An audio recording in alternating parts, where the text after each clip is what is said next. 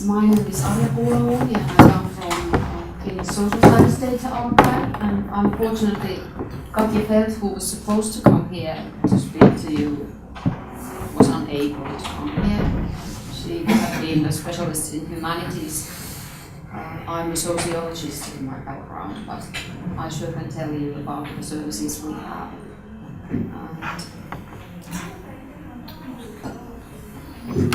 The Finnish Social Science Data Archive is quite old already. I used to tell so many years that it's a new data archive, but now it's for about 18 years old, so we have been working on that area quite a long now. And we are part of a European infrastructure. Finland is a member of EU infrastructure called SESTA, and Finland has nominated Social Science Data Archive to be the service provider in Finland for the kind of research data that we archive.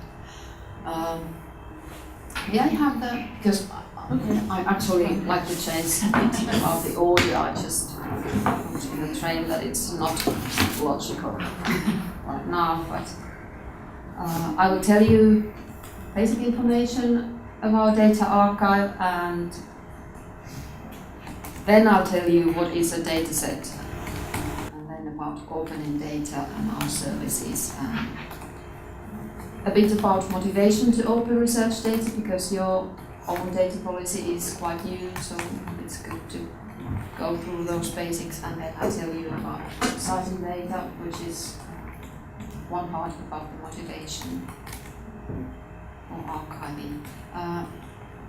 We have been certified internationally. We have data seal of approval certificate, which is 3 years old, and we are now applying for next 3 years to be certificated. And we are placed in connection at the University of Tampere, but we are a national center, so we provide our services to all the universities in Finland and research organizations, and also we have lots of customers that come abroad. So foreign researchers and students can use, and they use our services and data. The Academy of Finland proposed to set up this kind of data archive in 1990s, and the Ministry of Education and Culture funds funds the data archive. So the main task is to archive and preserve for long term, promote and disseminate digital research data. Our basic services are free, so we don't have any fees for the archiving services nor for the reuse.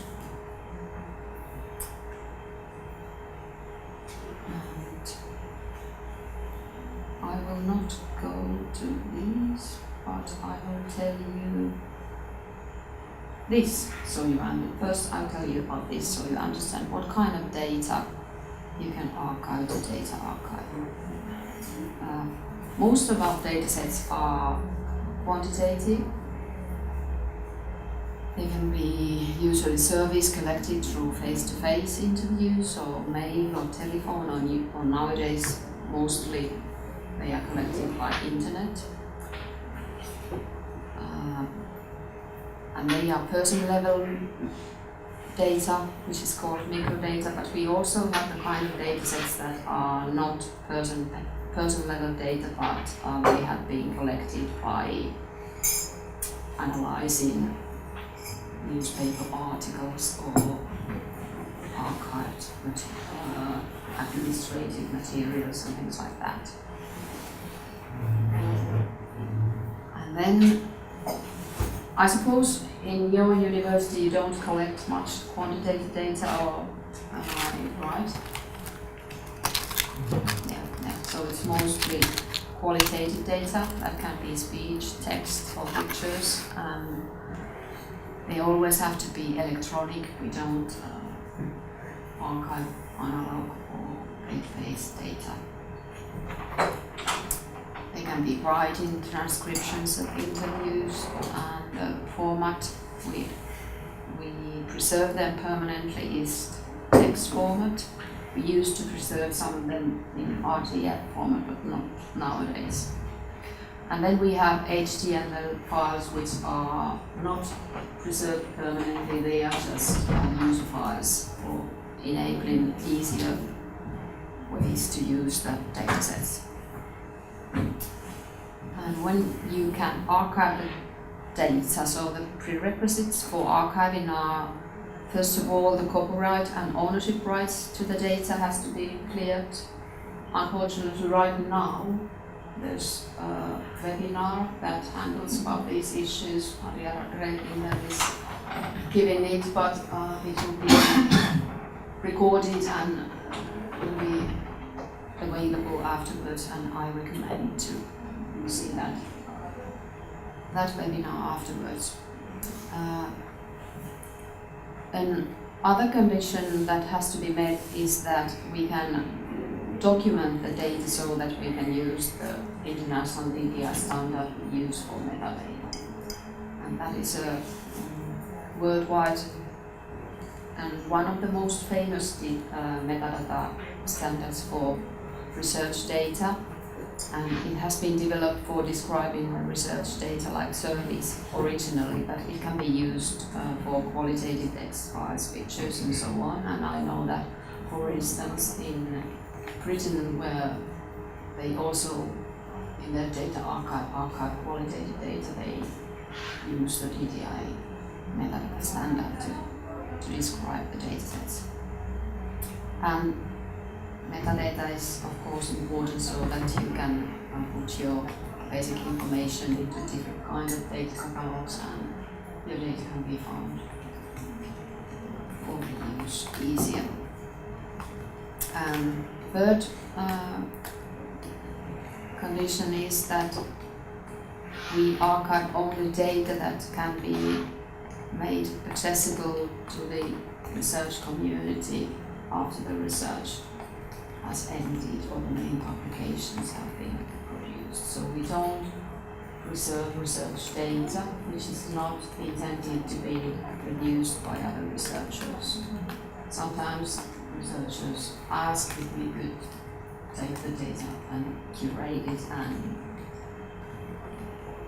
make it to be in good hands for themselves, but that's not the service we have. There are other kind of service providers as CSC who will provide services for that. And of course the data and the material that is related to it has to be in such order and complete enough to enable the reuse, and especially to produce the descriptive metadata so that it can be reused without questioning and bothering the original researchers. So we produce the metadata in such a detail that when the data is archived to our data archive, it is ready for reuse. And the original researcher doesn't have to be bothered by it anymore. And here are concrete examples of the data that could be archived to FSD. Quantitative data that is saved as matrices, that is the most of the data we have, over 1,000 datasets. And then all the others are examples of qualitative data that we can archive. Transcribed interviews or group interviews, observations from various interaction situations, and these observations has to be written down. We have some datasets that are observations from kind of situations.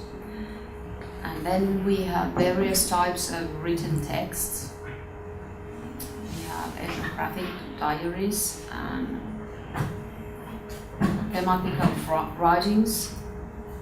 And yeah, thematical writings are actually the majority of those written texts. In Finland, people like to write, and that's something which is very special to Finland.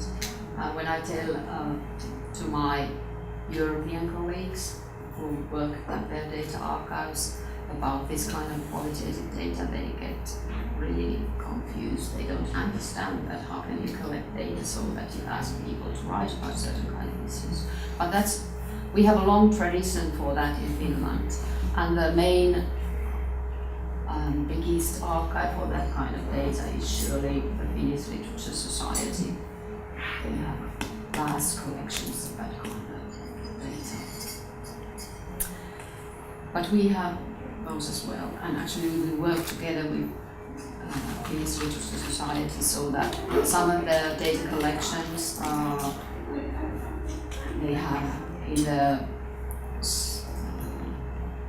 they have asked consents from the writers to archive the data to our data archive as well if they have sent it in electronic form.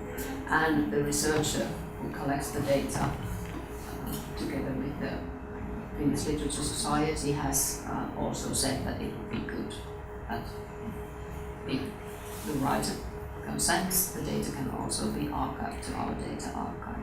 So it's easier for reusers who don't live in Helsinki to get to know the data if it's able to get it electronically.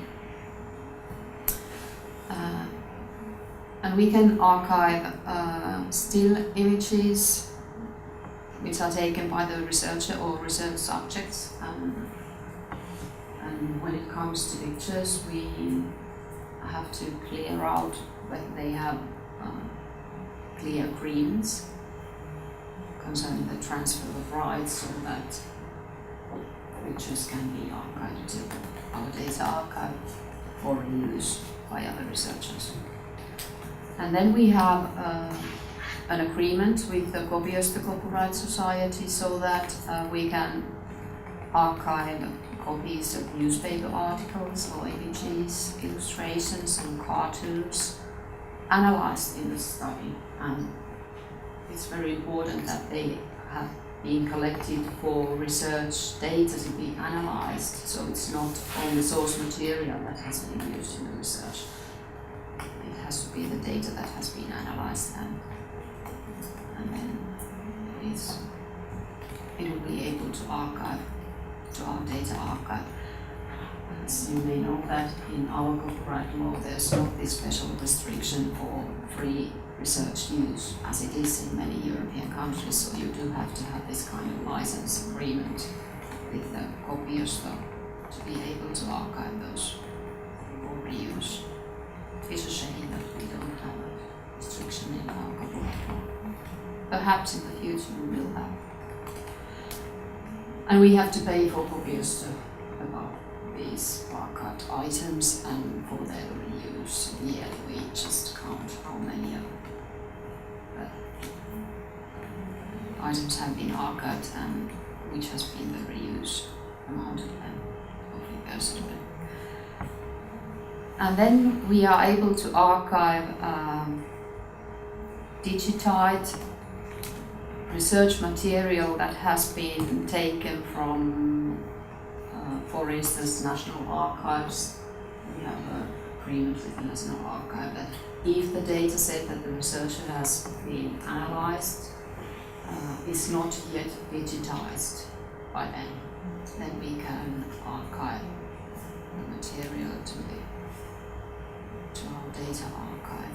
But they need to have a sufficient citation remarks, and that seems to be a practical problem for researchers, even though historians told that they need to have they need to have this kind of solution to get their data to be archived. But then again, when we have now this agreement with the National Archives, researchers don't have time to make these sufficient citation information connected to the data. Then I will talk you a little bit about web resources as data, since that's a question that we often are asked about. First, about public websites. If they are freely accessible by anyone, so that it doesn't require an access license or login, then the web pages are within the scope of the Copiosto's digital license for educational use. That's a special license that Copiosto has for all the universities. And screenshots of these kinds of sites can be taken for research purposes, and they can be deposited FSD for further use. This is the thing that we have been discussed with the lawyer for Copiosto. Since researchers quite a lot nowadays collect screenshots of websites, and they need to be screenshots because the websites change so much. But if a website contains text that is wholly or partly licensed under Creative Commons license, it doesn't belong to the agreement Copiosto, so then the web pages can be archived if the permission to do so is obtained from the author or the administrator of the website. And I think that for most cases they just allow it. And to make an agreement or get the permission can be easy, because you can always agree on copyright issues freely. You can just send an email and ask that we have taken screenshots for research purposes and can we archive them for the use to FSD, and I don't know whether they ever would say no or that. But if part of the content of the website has been copied from somewhere else, or it has been created by others than the administrator of the web page, and the rights of the content doesn't wholly belong to the administrator, then the screenshots cannot be archived at FSD. Public edited blogs, mainly those that are maintained by news services, are within the scope of Copiosto license, and they may be deposited to our data archive. But communications between private persons on forums, comment sections, blogs, and other similar sites cannot be archived at FSD, and this is a shame. It's really a tricky issue, this social media data. I know that researchers all the time nowadays use it as research data, and no wonder, because it's there where our culture and society nowadays happen. But so it is, and this is partly because of the privacy issues, but mainly because of copyright issues, and that comes again to our copyright law, which doesn't have the restriction for research use. There's a link to one of our seminars. It's in Finnish, and there are the presentations also of social media and legal issues pertaining to its research use. There's the presentations in PDF and also the video presentations on video. Yes, about these blogs or social media forums, is the Finnish law or European or international copyright law that restricts depositing of the social media data? I mean, the site might be on a British server or American server or Finnish server. Does it make any difference? it makes difference. Well, when we are in Finland and it's a Finnish researcher who wants to deposit it to our data archive, then we have to follow the Finnish law. But in European level, the directive on copyright gives for member states to make their own restrictions so that reuse, the use for research purposes can be allowed it, even though it's copyrighted. But Finland hasn't that restriction for copyright for research purposes. So in some European countries it may be easier, but I know that nowadays it is also actually in Great Britain, but that I know more because I have a close colleague there working on holiday data, and they are not able to archive some things like to their data archive. It's beyond these data protection issues and copyright issues. It's mainly for certain kind of social media data, the terms and conditions that service providers have. Mm-hmm.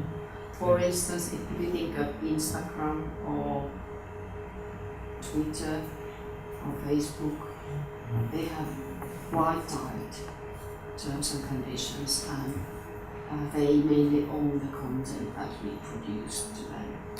So when we use those services, we make an agreement with them that they can have our personal data that we put there, and they can use it for their purposes, and they can use the content of the data for their purposes. In professional discussion forums. In Finland, actually, in Finland, in discussion forums, it varies what kind of agreements do they have. But for instance, Suomi 24, which is very popular discussion forum, Aller Media says that it owns the content of the forum, and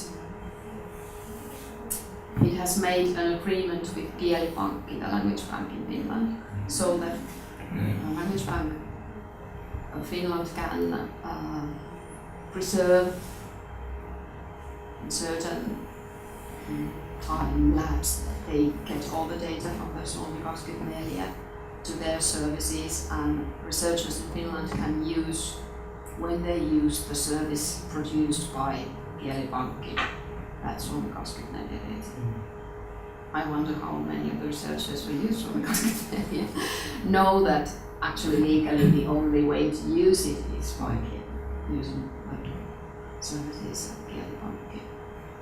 I asked a month ago from the lawyer of Sanoma, who has several kind of discussion forums, for instance, Taideyliopiston, which seems to be very popular in social scientists. I don't know, because I never go to.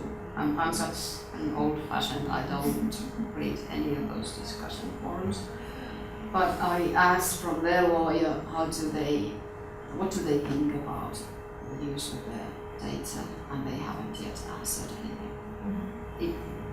And I reckon that actually they don't perhaps bother it much, because it's public, it's available for anyone to use.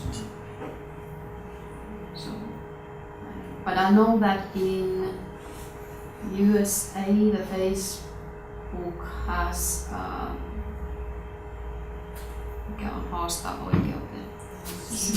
has sued some universities for using that material for research purposes.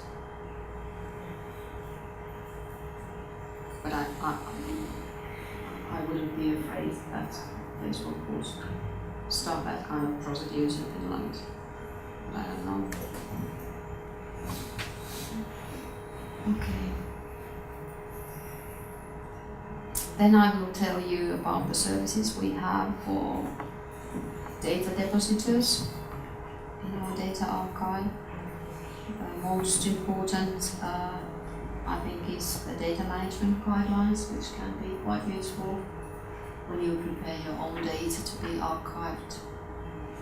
And actually, even if you don't prepare your data to be archived, it's easier to manage your data from the collection, from the starting point to the end. And then we have instructions for depositors in Finnish and in English. Our services are, most of them are both in English and in Finnish in our web pages. And when data is deposited to our data archive, we first process the data. We check it, clean it, and if needed, we do the anonymization. We usually have the precondition that research material ought to be anonymized when it comes to our data archive, but anonymization can be quite difficult, and so we check all the data that is deposited to our data archive. Even qualitative material, we read it through page by page, and we do the anonymization if the researcher hasn't done it well.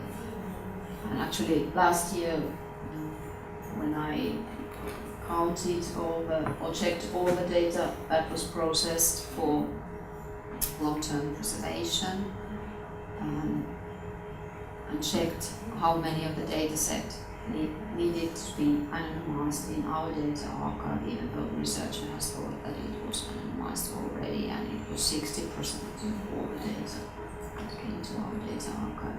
And I think that is because we are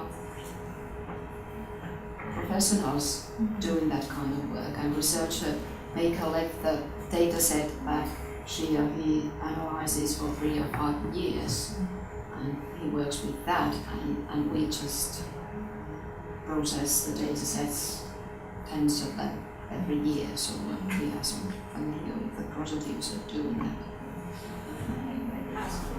Yes. Can all data be anonymized, and do you have to reject some data? Yes, we do have to. We do have to recheck afterwards some data.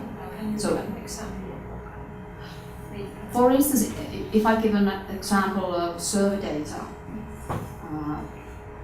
if the survey is collected from young people, and it has been collected for about 5 years ago, and it has been, I would say it has been prepared and processed and anonymized in our data archive 5 years ago, and then we have to check it this year, so that is it still anonymized compared to all the information that's available. For instance, the example is of young people, because when you get a place in some kind of school, your name might be published in the web pages to tell that you have been accepted to this school, or to this certain discipline, to study this. And then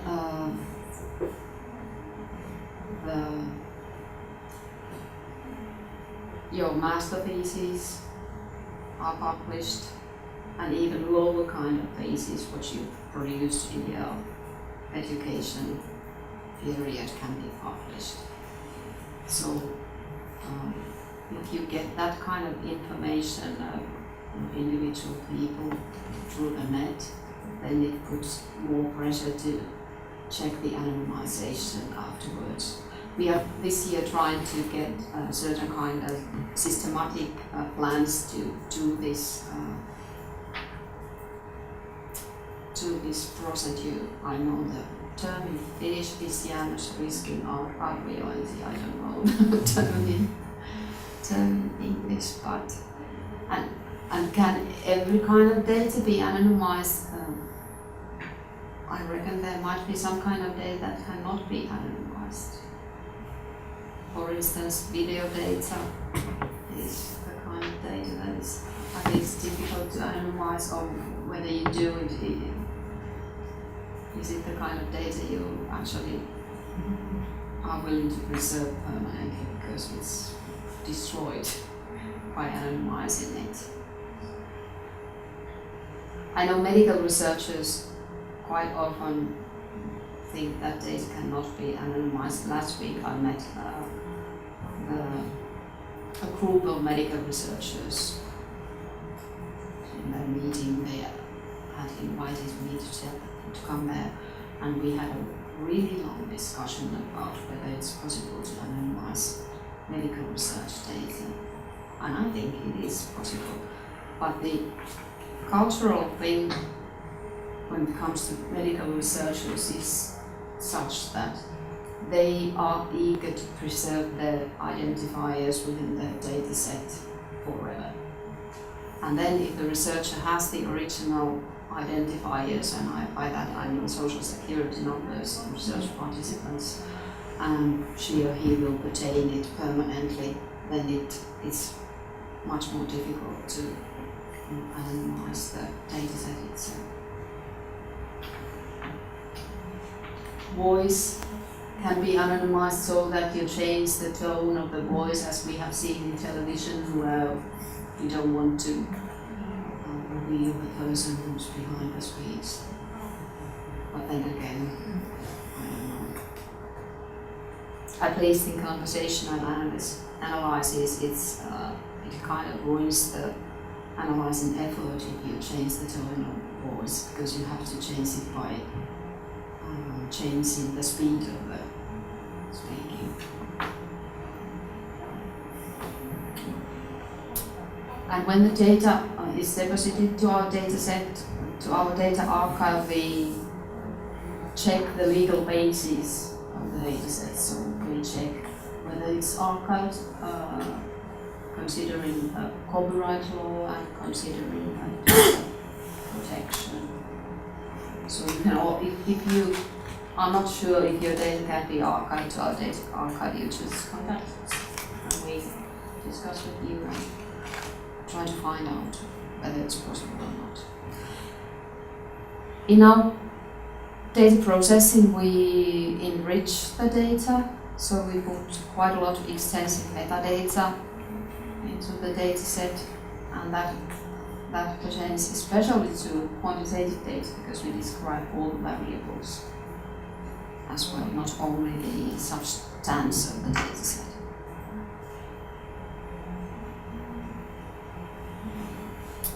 Yeah. And then I talk about the motivation to opening research data.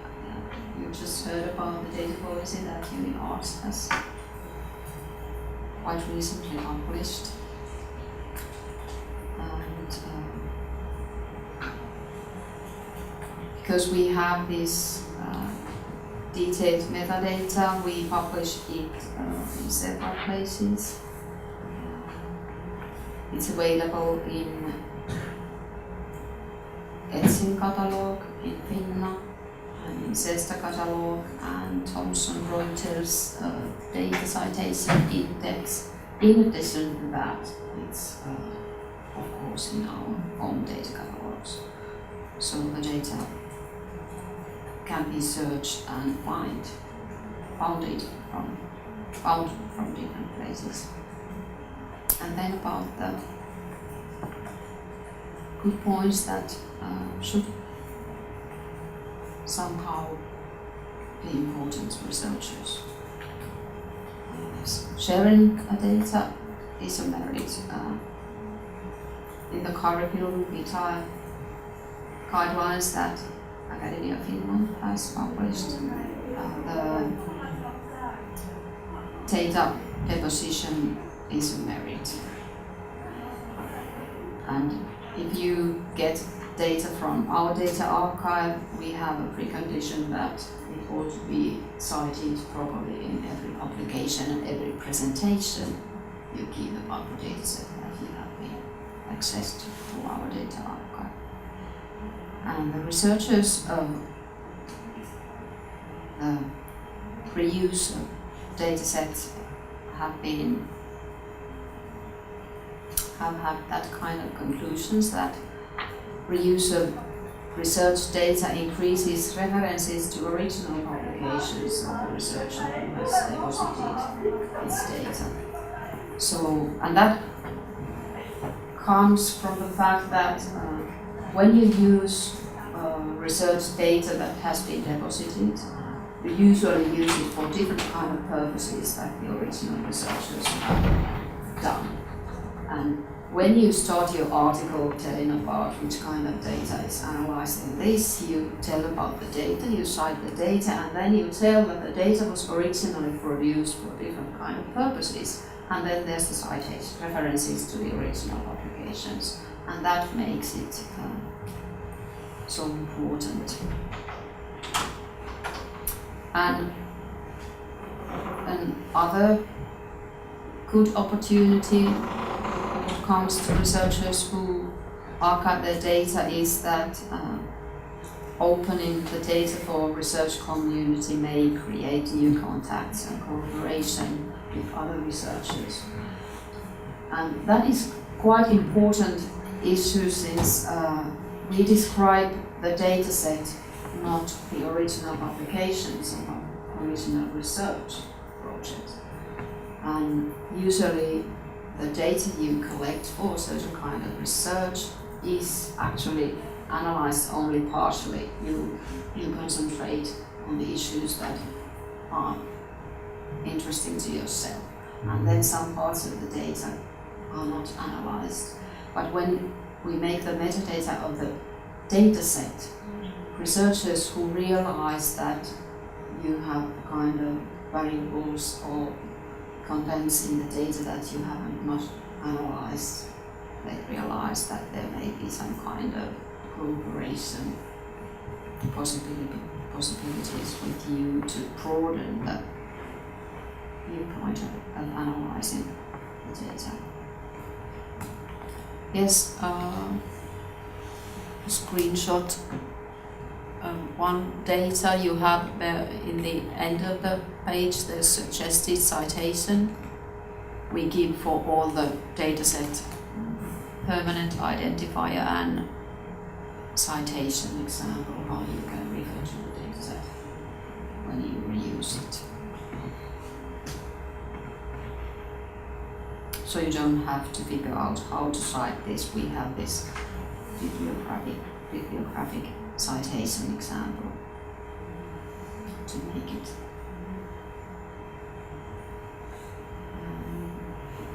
In addition to research funders' data policies, the academic journals have their own data policies.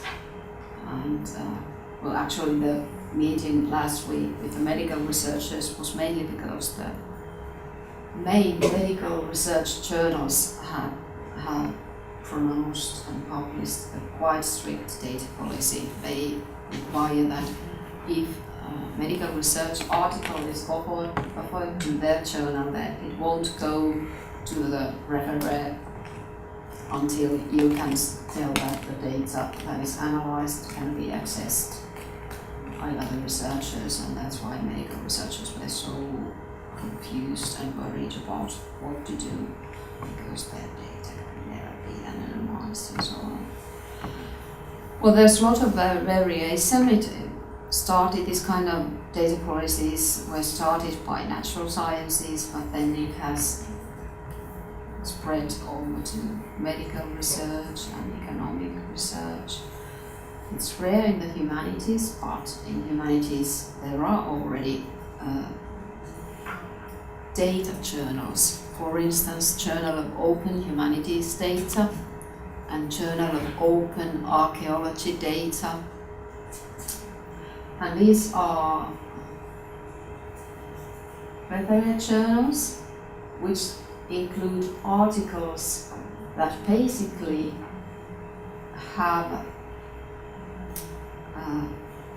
a detailed metadata of the data that is archived somewhere. So the article is a description of the data. And that's another way of getting the citation. So if you have an article which is metadata of your data that is archived somewhere, it can be it doesn't have to be digital archive where it's archived, but you have an article that tells where the data is, then the user can cite, refer to this article that describes the dataset. And we do have dissemination material in our web pages. And now I actually go to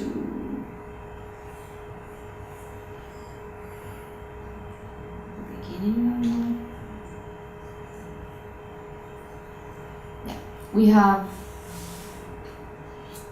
that much datasets nowadays. Most of them are quantitative, as I already told, and almost 200 are qualitative datasets. And we have many kind of depositors. Of course, universities are the most important for us, but then again we have data from private collectors, media, government ministries, church.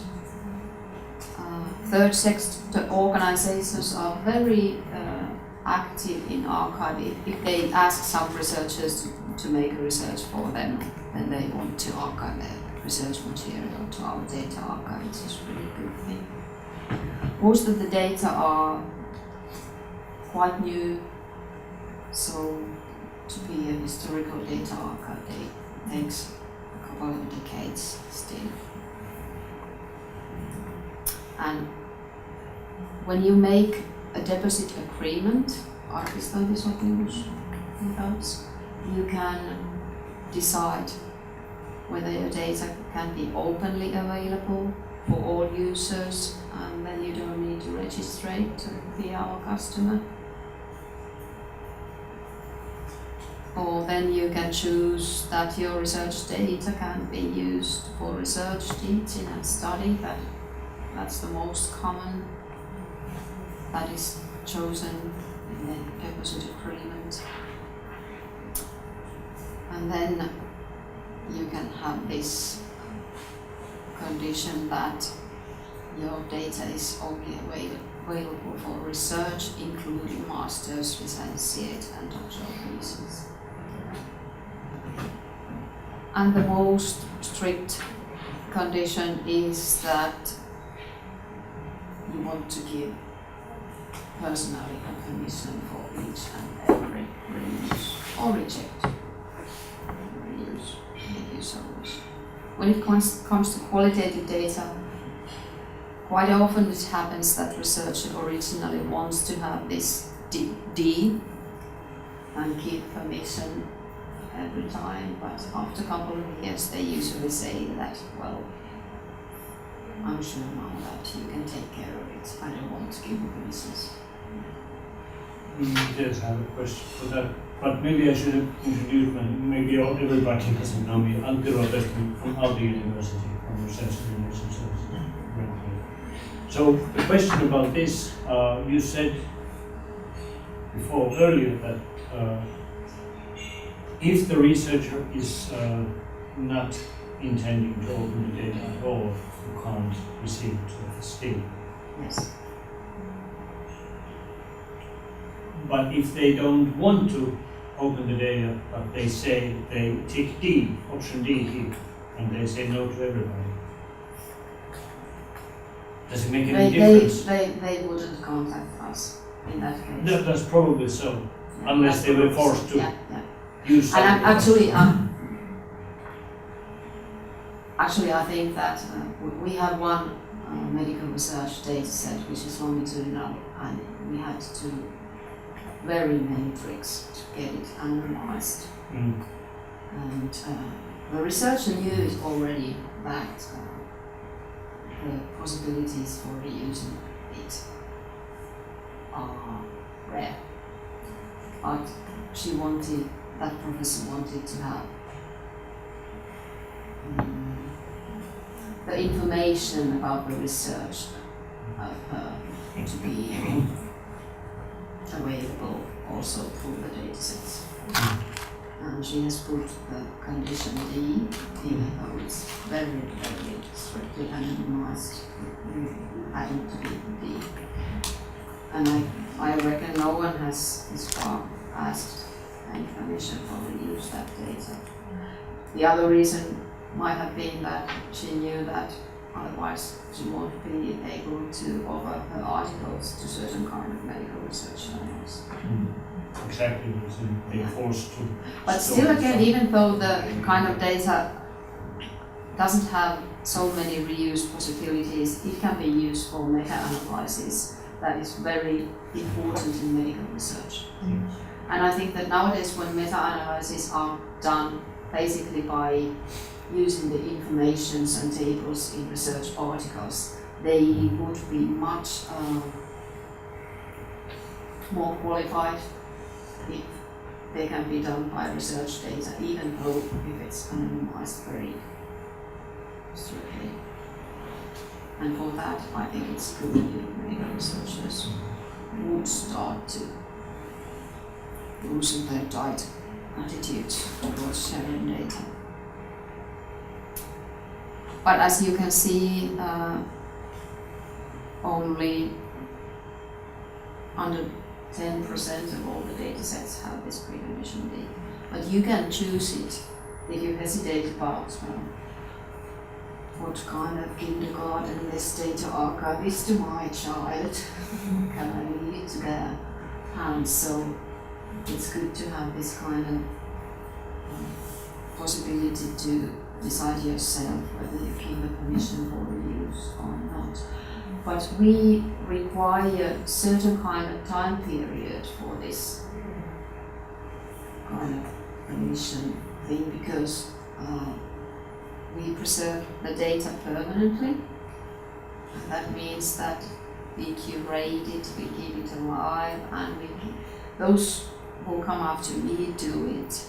And researchers retire, and sometimes they work under us and so on. We need to have some kind of plan in the data set. Otherwise they become orphan, and we can not know what to do if the researcher does.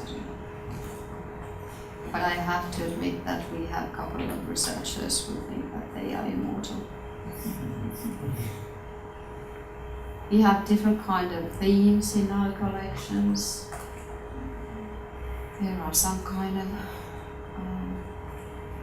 examples, and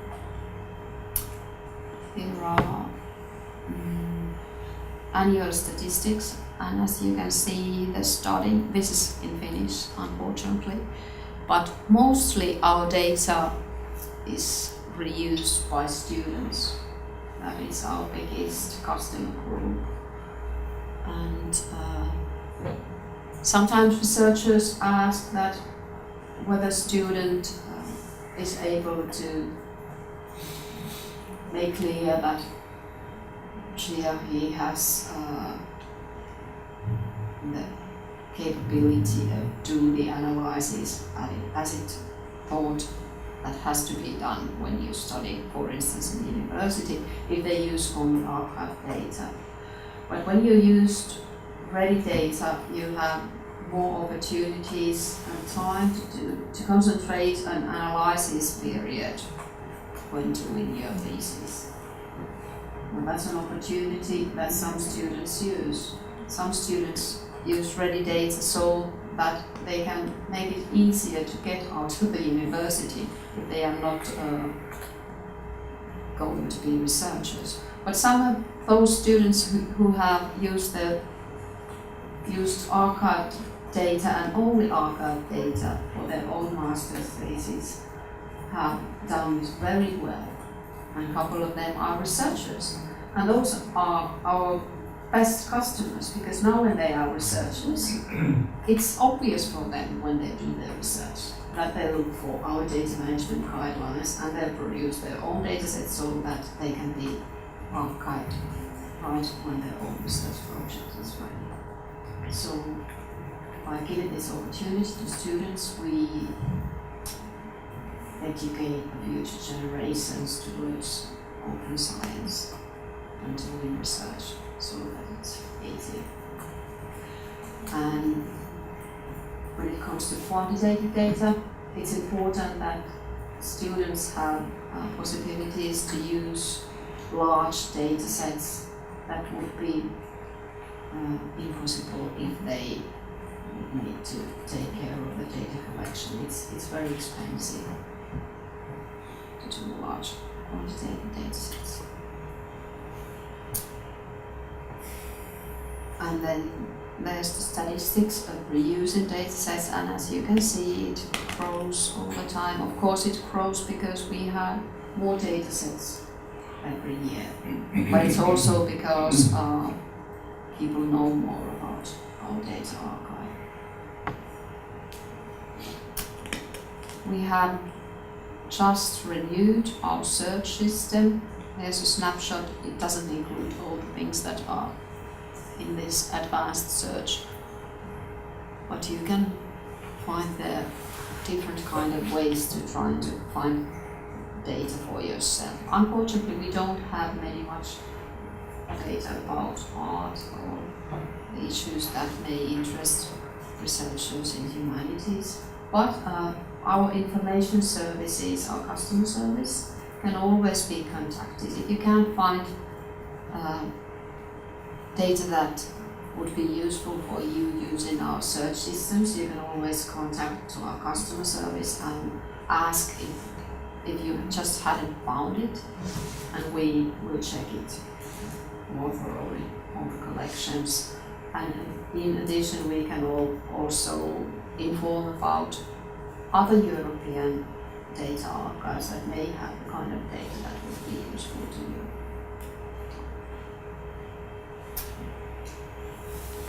Okay, actually, this is everything I have to say. I'll be happy to answer any questions if you have. Any kind of concrete questions about your own data.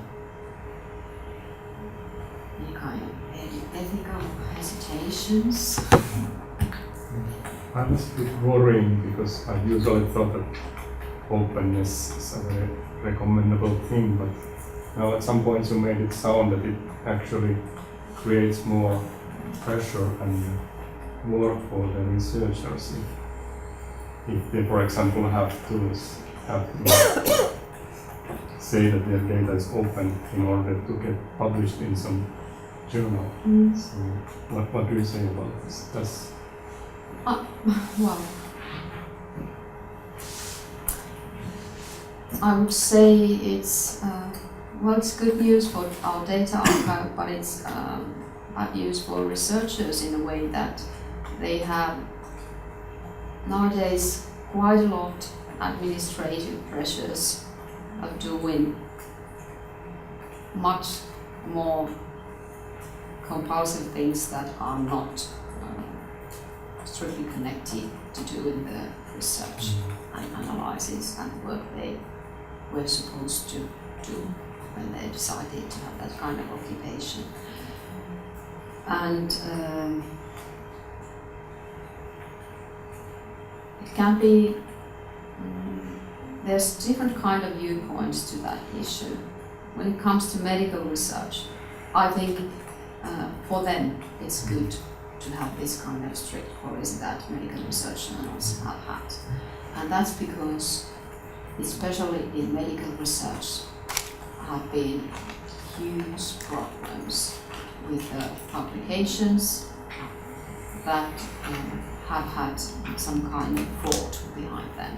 So that the data has been manipulated, the data set itself doesn't give the results that it's told in the publication. And I think that it's mainly that the reason behind the data policy that medical research journals have put recently.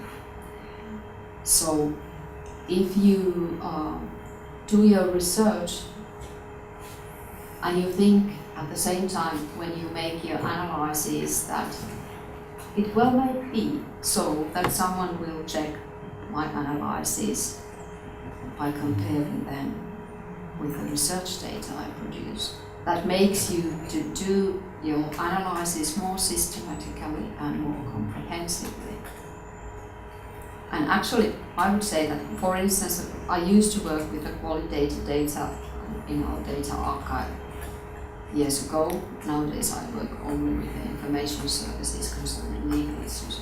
But when I worked with the qualitative data and discussed a lot with British colleagues who have archived qualitative data for over a decade, longer time than our data archive, they told that never has anyone asked or reused the qualitative data set to check the original analysis.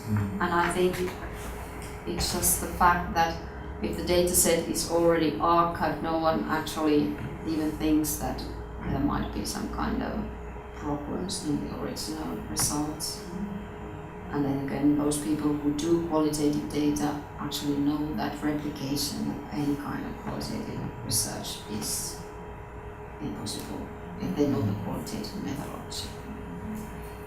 But I think researchers are under great pressure nowadays. They need to make their data management plan strictly and profoundly, and they need to do the preparations for data archiving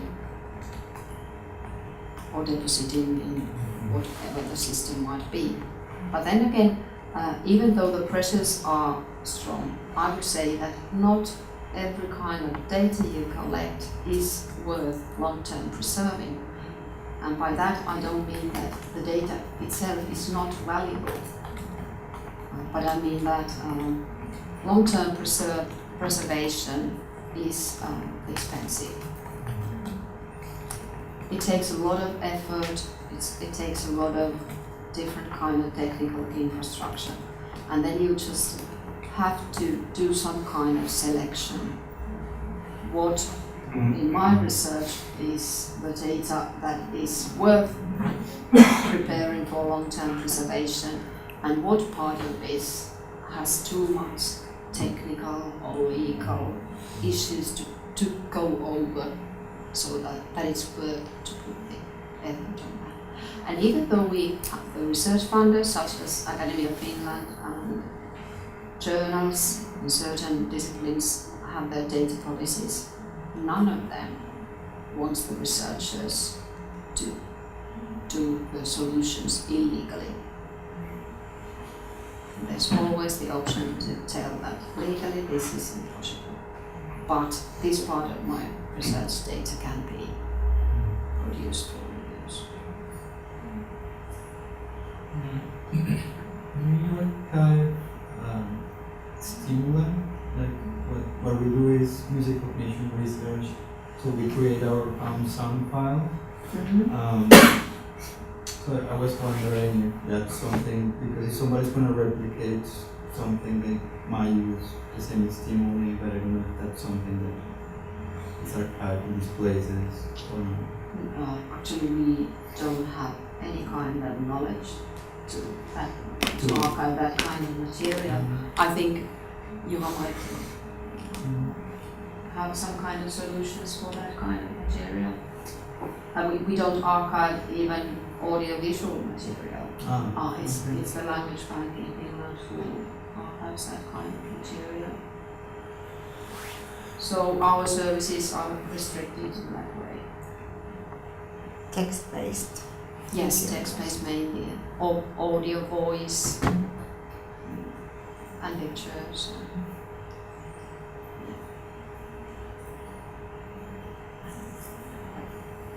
I have some brochures about our data portal, Archival, in Finnish and in English, and then there's in Finnish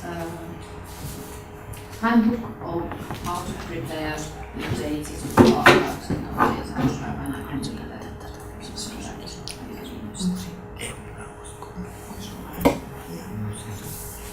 I'm Juha Henriksson. I'm the director of Musiikkiarkiston, Music Archive Finland. I'm also a music researcher myself. My dissertation was about functional harmony in jazz, so it was music analysis about Charlie Parker's bebop themes. Our archive is not the only music archive in Finland. There is a good study about music archives in Finland. It's in Finnish. It's also founded in internet for free if you are interested in. Here are some of the, say, major music archives. Suomen äänitarkisto, Finnish Institute of Recorded Sound, it's a society, and their archive is at the moment in the premises of Finnish Broadcasting Company, and it's not open for public. But actually we are just negotiating with them for some kind of better solution for researchers. I think something announcements will be made after 1 month or something. Then there is also Swedish music that's found in Society of Swedish Literature in Finland. A National Library, there is all the published music,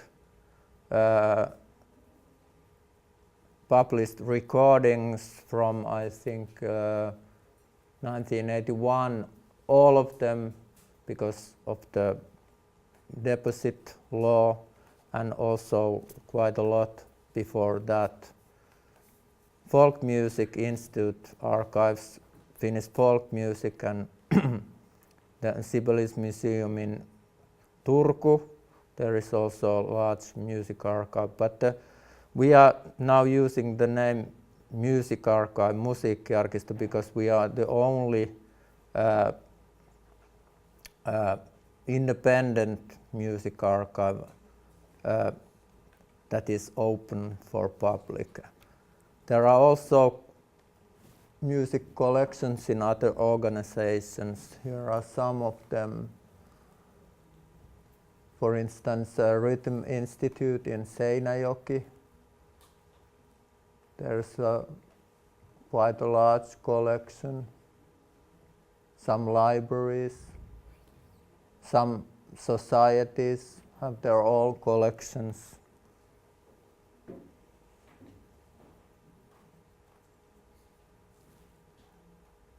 Maailman musiikin keskus Global Music Center also has quite a wide collection of global music. But in all, the music collections are quite scattered in Finland. There are some overlapping activities, actually not really so many, because there is a lot to archive. So even though there are many organizations, there are not so much overlapping collections. When music genres are concerned, there are many gaps.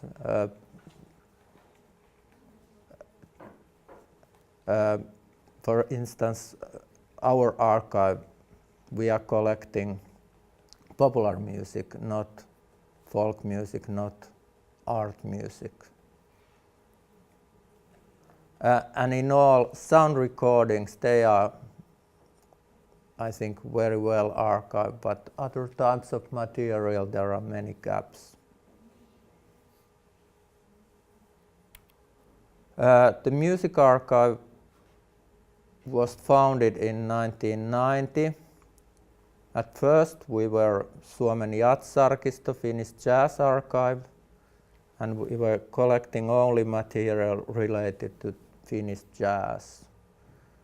20 years ago, our policy changed to that we started to collect all genres of popular music, and we changed our name to Finnish Jazz and Pop Archive, Suomen Jazz Pop Arkisto.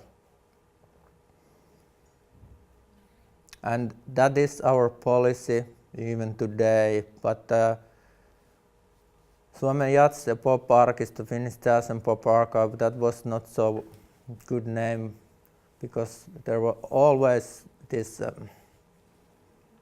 confusion about pop and jazz conservatory in Arabia. Everybody thought that we were some part of that, even though we were not. And so 2 years ago we started to use name Music Archive JAPA, but now we skip that JAPA to history, and we have now used only name Music Archive, Musiikkiarkisto. That's not only the name, but our collections are now much wider than before, and our we are working in many areas that we were not working with earlier. For instance, we are quite active in hip hop research and also music created by those that have moved to Finland, multicultural music. We have research projects concerning that. We are situated in Sörnäisten Rantatie, and in the same building there is Labor Archives, National Audiovisual Institute, and the Library of the Labor Movement. So, for instance, we have same archive rooms that the Labor Archive. So there is quite a good, I think we have quite a lot of cooperation with these other memory organizations. But we are a small archive. There aren't so many working in the music archive, only 2 permanent workers, and at the moment 2 temporary, our IT specialist, and also we have our own academic research fellow, Antti Ville-Kärjä, who is working with the music multiculturality and Finland project.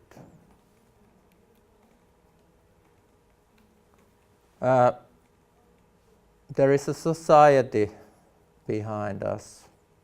There are almost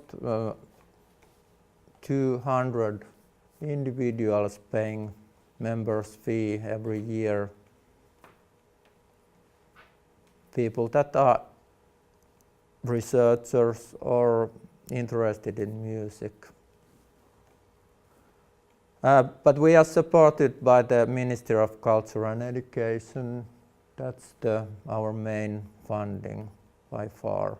But also some project funding. At the moment, this academic research project is very important for us, and also some funding for Kone Foundation. This project that we are collecting materials that is created by African musicians living in Finland.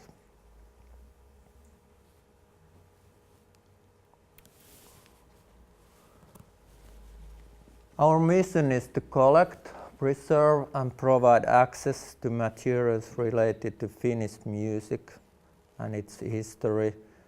And at the moment, all music genres except for art music and folk music, because there are other institutes that are specializing in those genres. At the moment, we have over 600 shelf meters of material, like paper material, audio, analog tapes, open reel tapes, for instance, like sheet music, stuff like that. But our digital archive is growing very fast. At the moment it's like 30 terabytes, so it's quite a lot because the national digital library, this long-term archive that is CSC is this KDK PAS system. There is, I think, 100 terabytes or something over that. So our digital archive is quite large in that respect. Here are some material types we are archiving: unpublished and published recordings, and unpublished recordings is that we are concentrating, because published recordings, they go to National Library in most cases. Videotapes, interviews, both audio and video interviews, so we are archiving video material, audio material. Handwritten and printed sheet music, correspondence, memorabilia, business agreements. Here are some photos of the material. Here are some video interviews about Esa Pakarinen in the bottom left corner. Some newspaper clippings there on the bottom right corners, and then some sheet music manuscripts and some open reel tapes.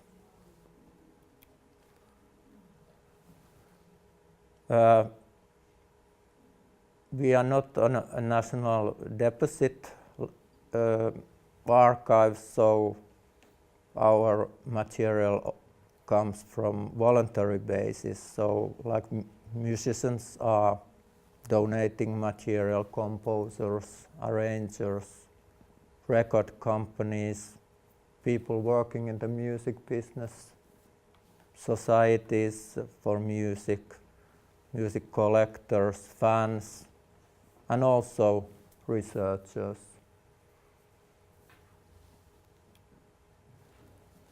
And we serve not only researchers, but I think everyone that is interested in Finnish music. So students, journalists, musicians are using our archive also.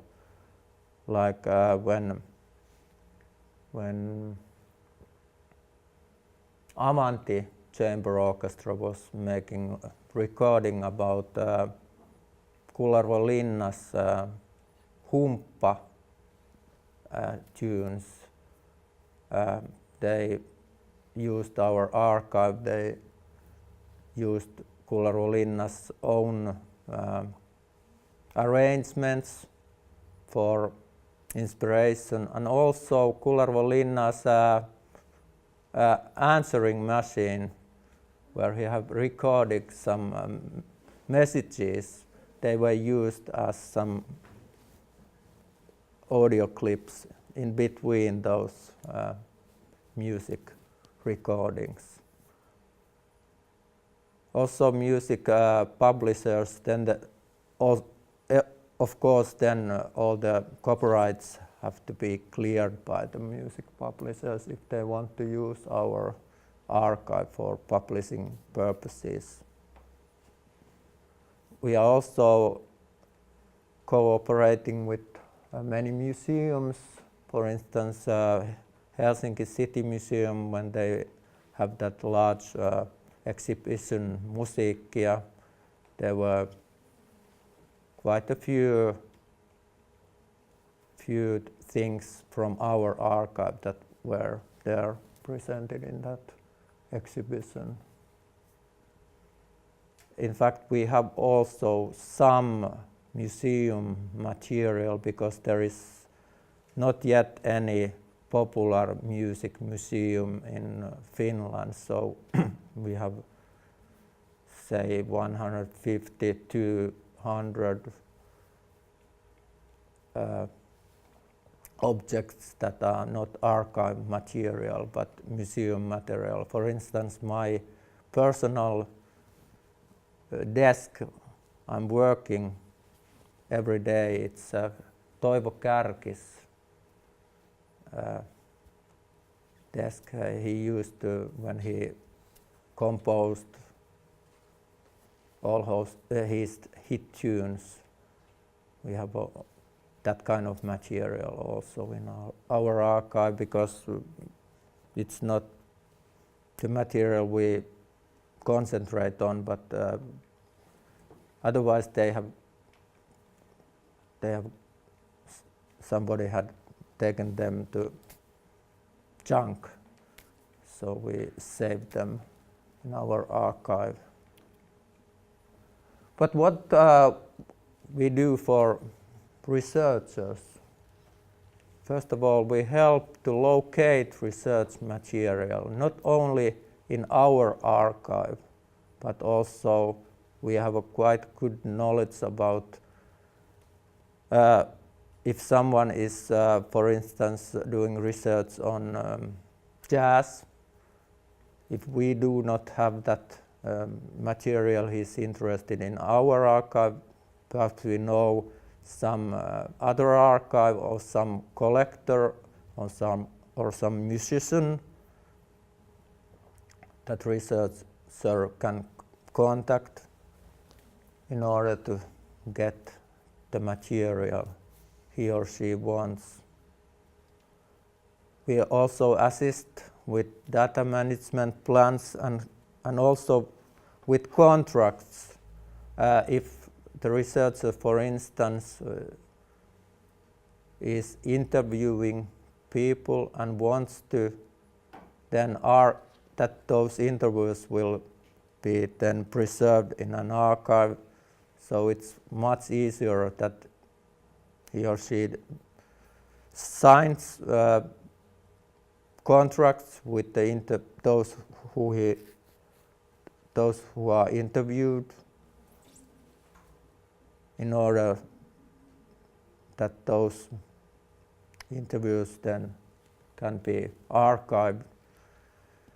It's more difficult to make those contracts afterwards than in the moment when this interview is done. So we have some models, some model agreements, some contract models for that. We help with that thing. And also we help the researcher to find the right media formats that are suitable for long-term preservation. For instance, there are many different video formats, and not every format is suitable for long-term preservation. For instance, if that's format is only for created by one manufacturer, then perhaps in 20 years that manufacturer is no more. So can we open that video? Can we watch that video anymore? So there are some recommendations that should be followed if one wants to use formats that can be opened in 20 years, in 50 years, in 100 years. We digitize analog media formats, audio tapes, video tapes, photographs, documents, so that they can be preserved in digital format for a long-term basis. We, of course, preserve analog and digital research material. We provide access to the material. We open that material that can be opened. So the legislation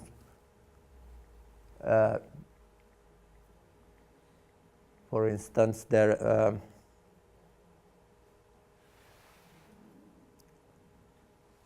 there are contracts for opening, and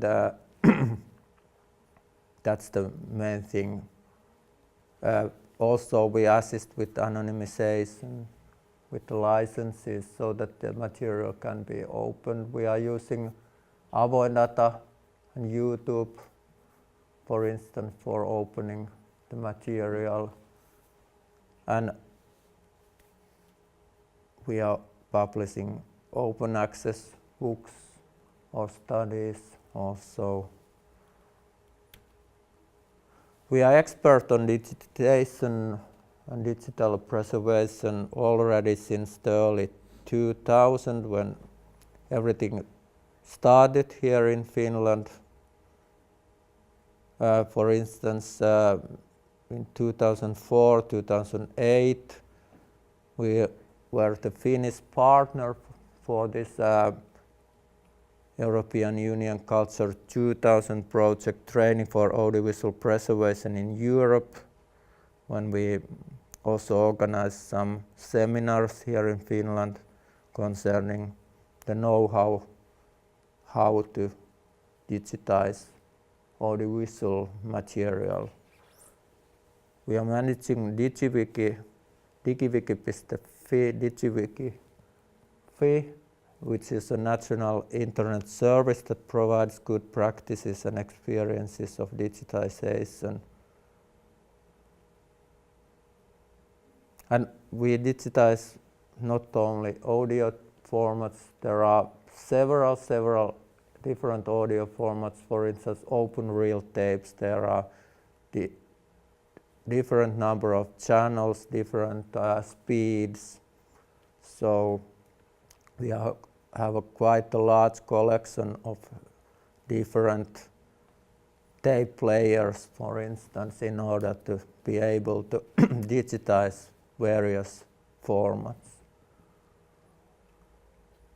Also, we have quite a lot video equipment, but in that respect, we have to also do cooperation with other organizations because there are so many digital formats, analog digital formats also.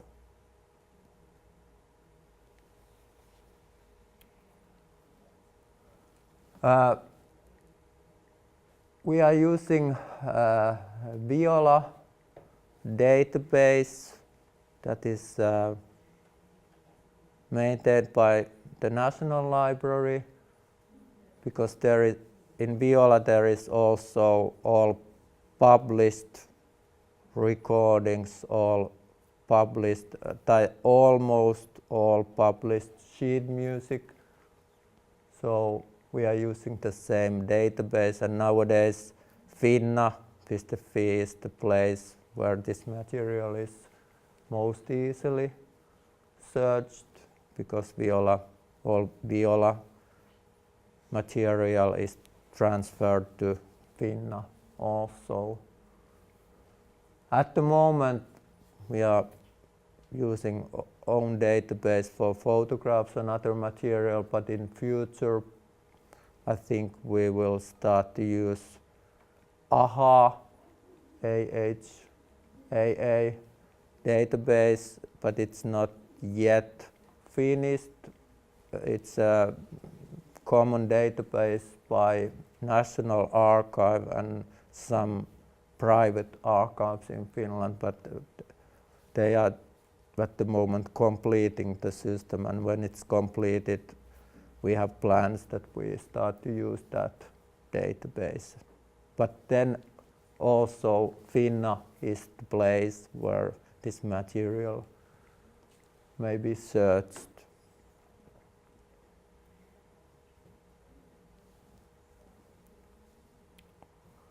But perhaps I show some examples if this is connected to internet.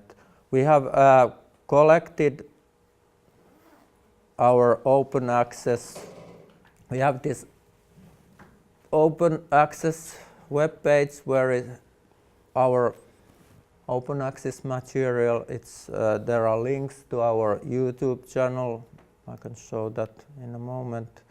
Avoin Data Fi, where we have published some research material that is in text or Excel format.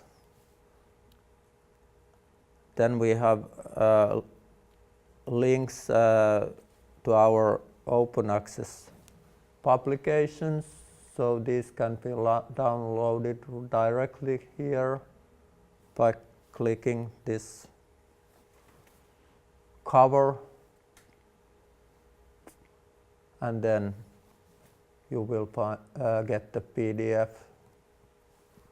of the whole publication. And also we have published some CD collections of Finnish historical jazz recordings. They are now in Spotify, so here are links to Spotify. But perhaps I showed in more detail these two YouTube and Avoin Data open data links.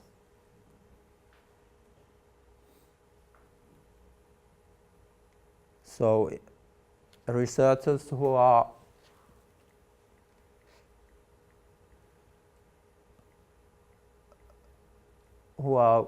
donating material to our archive, there is an option if he or she wants to open the material. This is one possibility. We have here, for instance, our own interviews, not all of them, but some interviews we have chosen to be open because there's a little work to be done for each interview. We have to, these interviews are done like 20 years ago, 10 years ago, so we have to contact the person, ask for permission, or his children if he's dead already, so it's a little tricky. But if someone interviews somebody at the moment, if he makes the contract for opening up, so it's much easier then. So here are some of our interviews. We have like 300 interviews about Finnish musicians at the moment in our archive. We have not opened all of them, only some of them. But then we have also some seminar recordings and stuff like that. But that's one possibility to open up the material, because YouTube is the place where everyone searches for material. Like Google is for web pages, for audio and especially for video, everyone searches it from YouTube. So it's a good place to put the material we want to open. Question about this, yes, exactly what you were saying. That's an easy place to look for, a very generic. So that's very good. What about, but you can't obviously put everything in there because of the copyright issues. And then another question, you publish in Spotify, don't you need, what kind of agreement? Actually, we didn't publish those in Spotify because it was a co-publication, those recordings, with Warner Music Finland, and Warner Music Finland has done the job.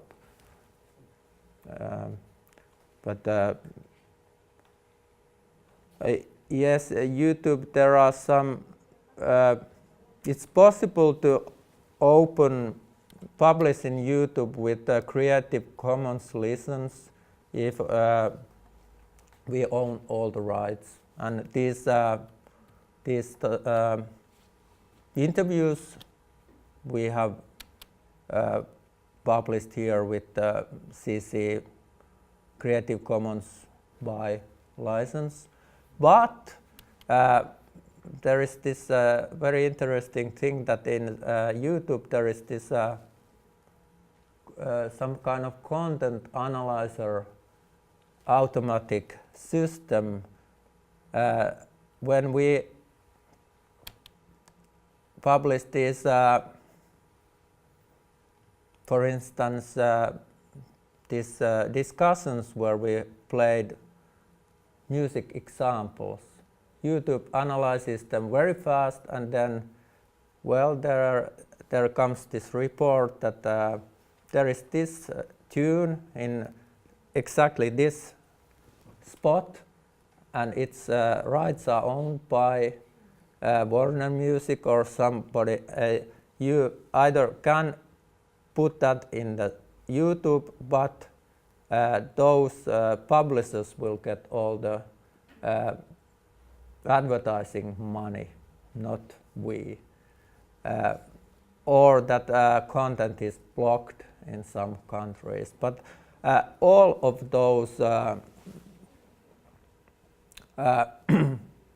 presentations we have been able to put in the YouTube, but in some cases they are blocked in US Virgin Islands or in Australia or some where there is copyright problems. But in Finland you can see all of those, but the advertising money goes to the publishers of those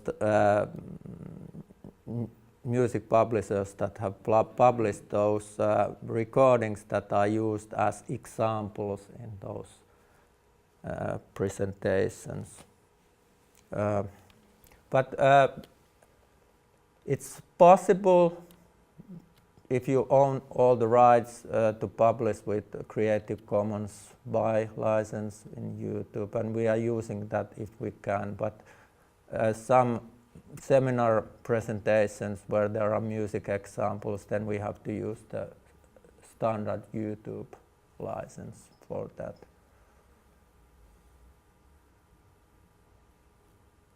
Well, perhaps what? Then so also like this, some example about this avoid data, open data. So at the moment there are only 4 research materials that have been opened through this service. For instance, Janne Poikolainen's dissertations research material where he studied music fans. So this there is this material here that can be used now. It's Excel where there are all those responses for his questions. It's in an Excel format, and those. Now, if somebody wants to use this material in his some new research, that's possible now. These Excels can be downloaded from this Avoin Data service. There are also interviews about Finnish, what's pienlehti in English? Some fancy magazines, interviews about those who had published those fancy magazines, and also this itsenäisyyden laulut, songs that people relate to some decades of Finnish independence. that we collected together with Helsinki City Museum. So these are we are using these free services in order to open up research material, interviews and seminar presentations. But now I think I have used my time. So, good afternoon everyone. My name is Suvi Pousi and I work for CSC, which is the Finnish Center of Expertise in ICT, and CSC makes solutions for education and research and culture and public administration. And within CSC I'm working for the Open Science and Research Initiative, which is an initiative of Ministry of Education and Culture. And unfortunately the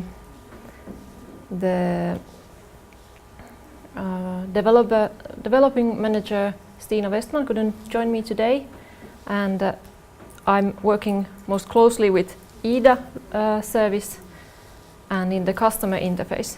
So for these reasons my presentation may be more user orientated, which means more for the researchers, but at least we have some researchers here. Anyway. So I'm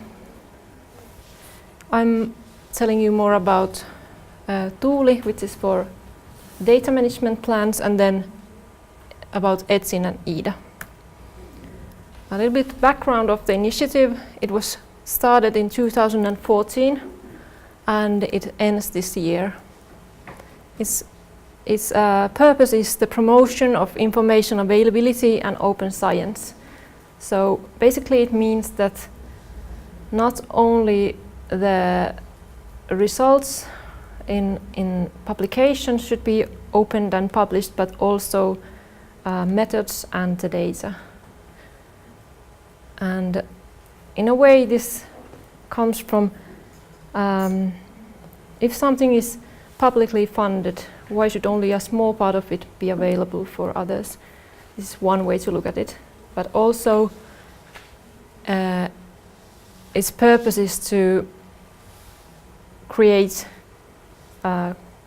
more cooperation and opportunities for researchers, decision makers, business, public bodies, citizens. So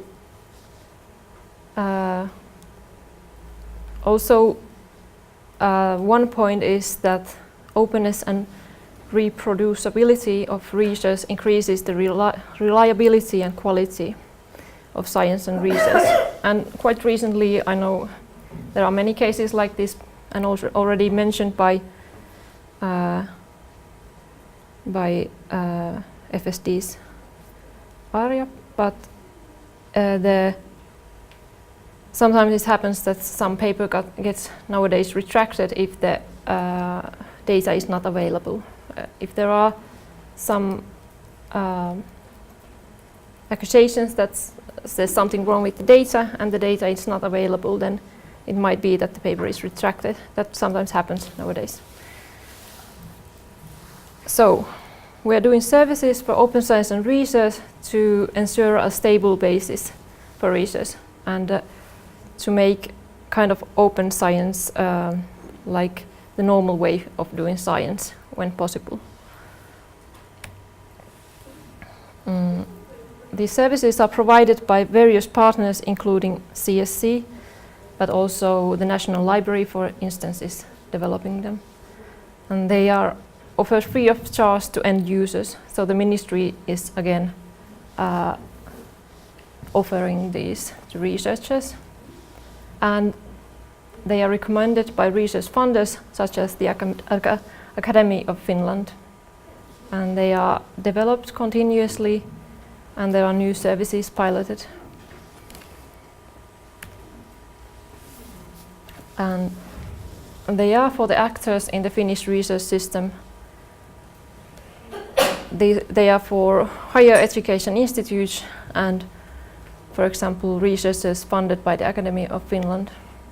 And they can be utilized by a single researcher, a research group, or a research network working across organizations. For example, IDA, a storage service, which I'm going to tell you later.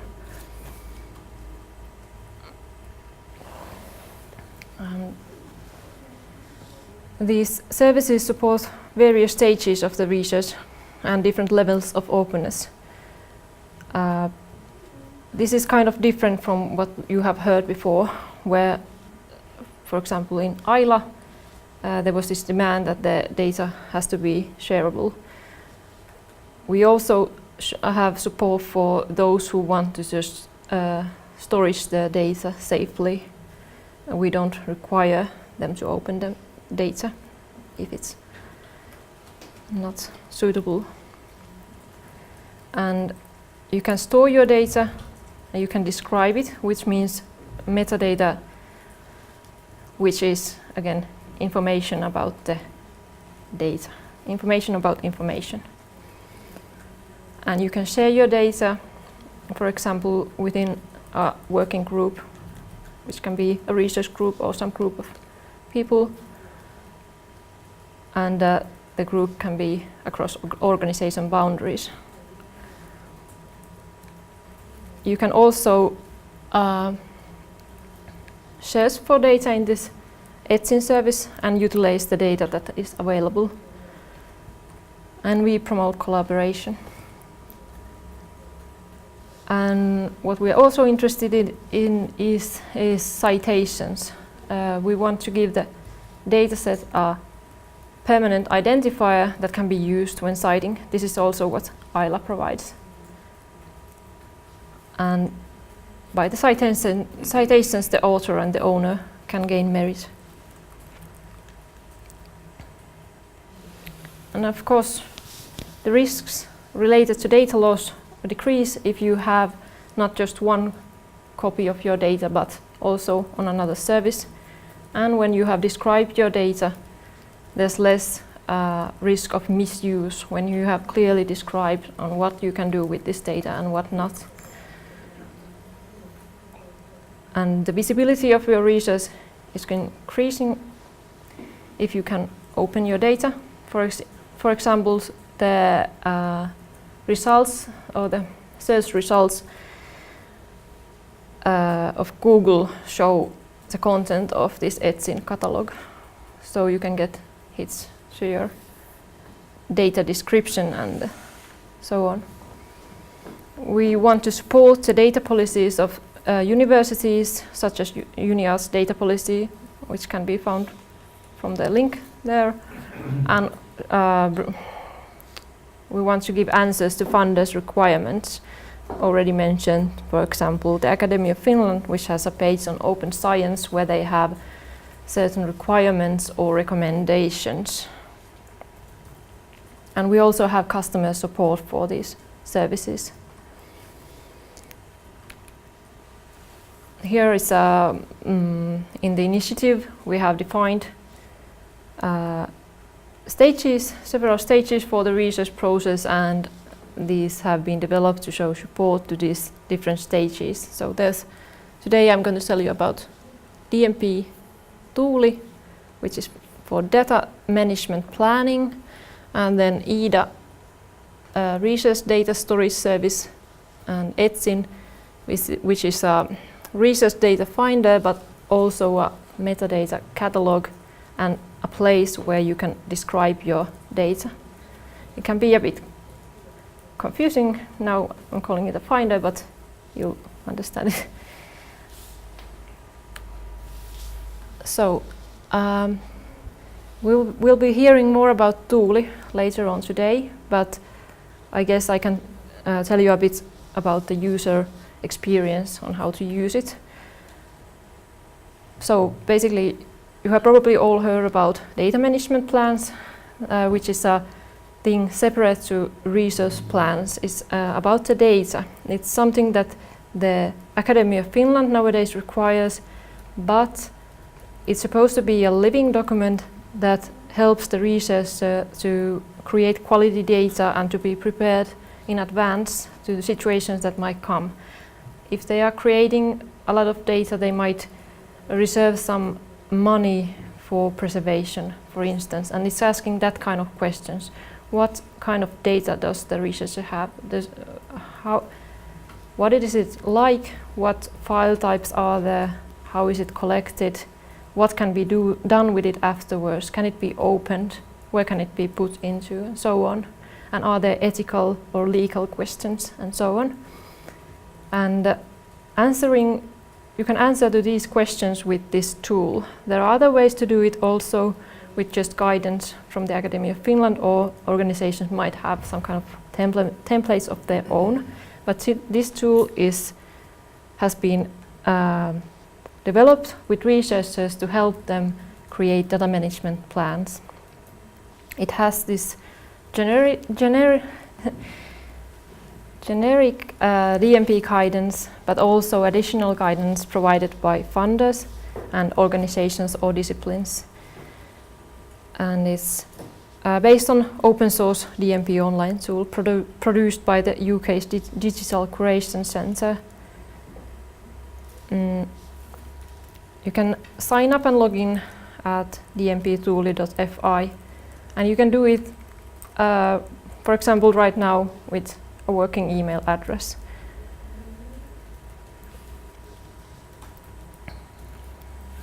Creating plans there is quite easy. You just click on create a new plan and select the funder's guidance that you want to have. There's Tekes, Academy of Finland, Horizon 2020 and more. You can also choose your home organization if it's listed to get your home organization's guidance, and also there's additional guidance that you can choose. And then you can click open these from the plus mark, these sections which have from 1 to 3 questions, and they each have an example answer, and on the right side you can open this guidance on what to write there. And you can also add notes there and so on. And what also you can do with this is share it with a colleague. You can only, like a little bit with Google Docs, you can share it just to view it, or also all full rights to the document. This is a plus side. And then at any point you can export the plan outside of this service. So if you're afraid that you will be late in the last minute sending this to the academy, you can early on export it when you don't need the tool anymore and write it locally, the last editing on your own computer in Word, for example. Or you can straight export it as a PDF if it's ready.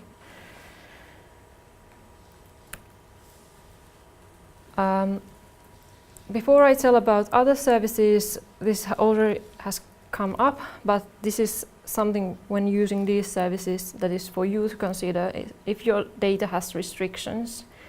And if you're, as mentioned, if you are worried about, for example, Academy of Finland's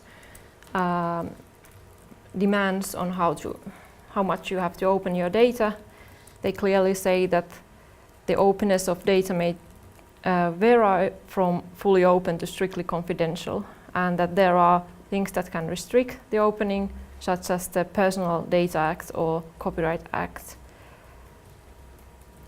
And these are when using these services for you to understand, for you to decide whether your data is suitable to be opened or put into a certain service, or if you can make a copy of it, and so on. So IDA is the storage service which I'm the coordinator of,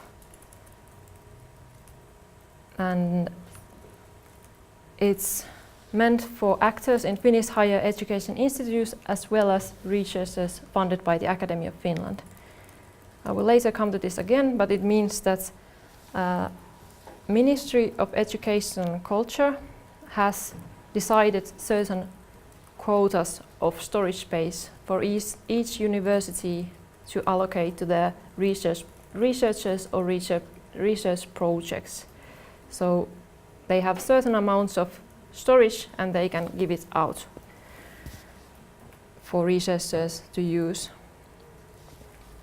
It has secure storage procedures and is meant for stable datasets and raw data. This means that it's not a working space and you only have files inside the system. It's not something that you stream out of. You cannot, if you have, for example, video or pictures or something, right now you only see files listed there. And it's not just a quick disk to put stuff in, but it's the data is, for example, replicated and checksums are calculated to check the file integrity. So we're trying to keep the files safely stored. Later on, it will form a part of long-term preservation system of research data that is currently being developed. So we will integrate it so that if there are files in IDA that are described, they will be candidates for this long-term preservation system of research data. And one important point here is also that, which I already mentioned a bit, that the data owners decide on the openness and data usage policy. So we're not deciding anything for your data. You can decide it for yourself. And the website in which there are a lot of user instructions is openscience.fi/ida. There's also a Finnish site, which is like this, and it's avointiede.fi/ida. IDA can be used via web browser.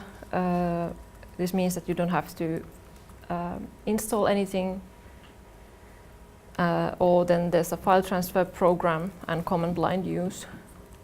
And command line is the one that people who are using the supercomputers and the computational services of CSC are usually using. One plus side of this service is that it's project-based, and this is something that some people have thanked, because they might have persons working with the same data and then someone leaves and then they don't have any more access to those files. So here by default everything is accessible for everyone.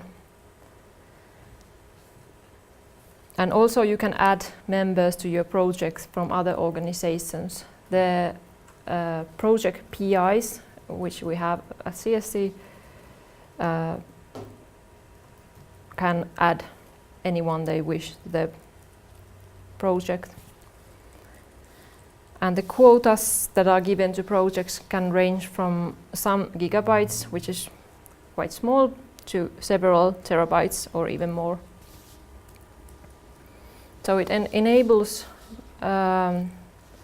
creation of metadata to each individual file and also data sharing. Data sharing means that you can share a link, download link to a file in IDA outside the service. But this is not the way to publish a file or a dataset. That is via Etsin. This means that you can describe the file in IDA, which is usually a zipped file, a combination of files, and you can describe it with Etsin data finder, and then the access information may be in IDA, and there's an integration between those two.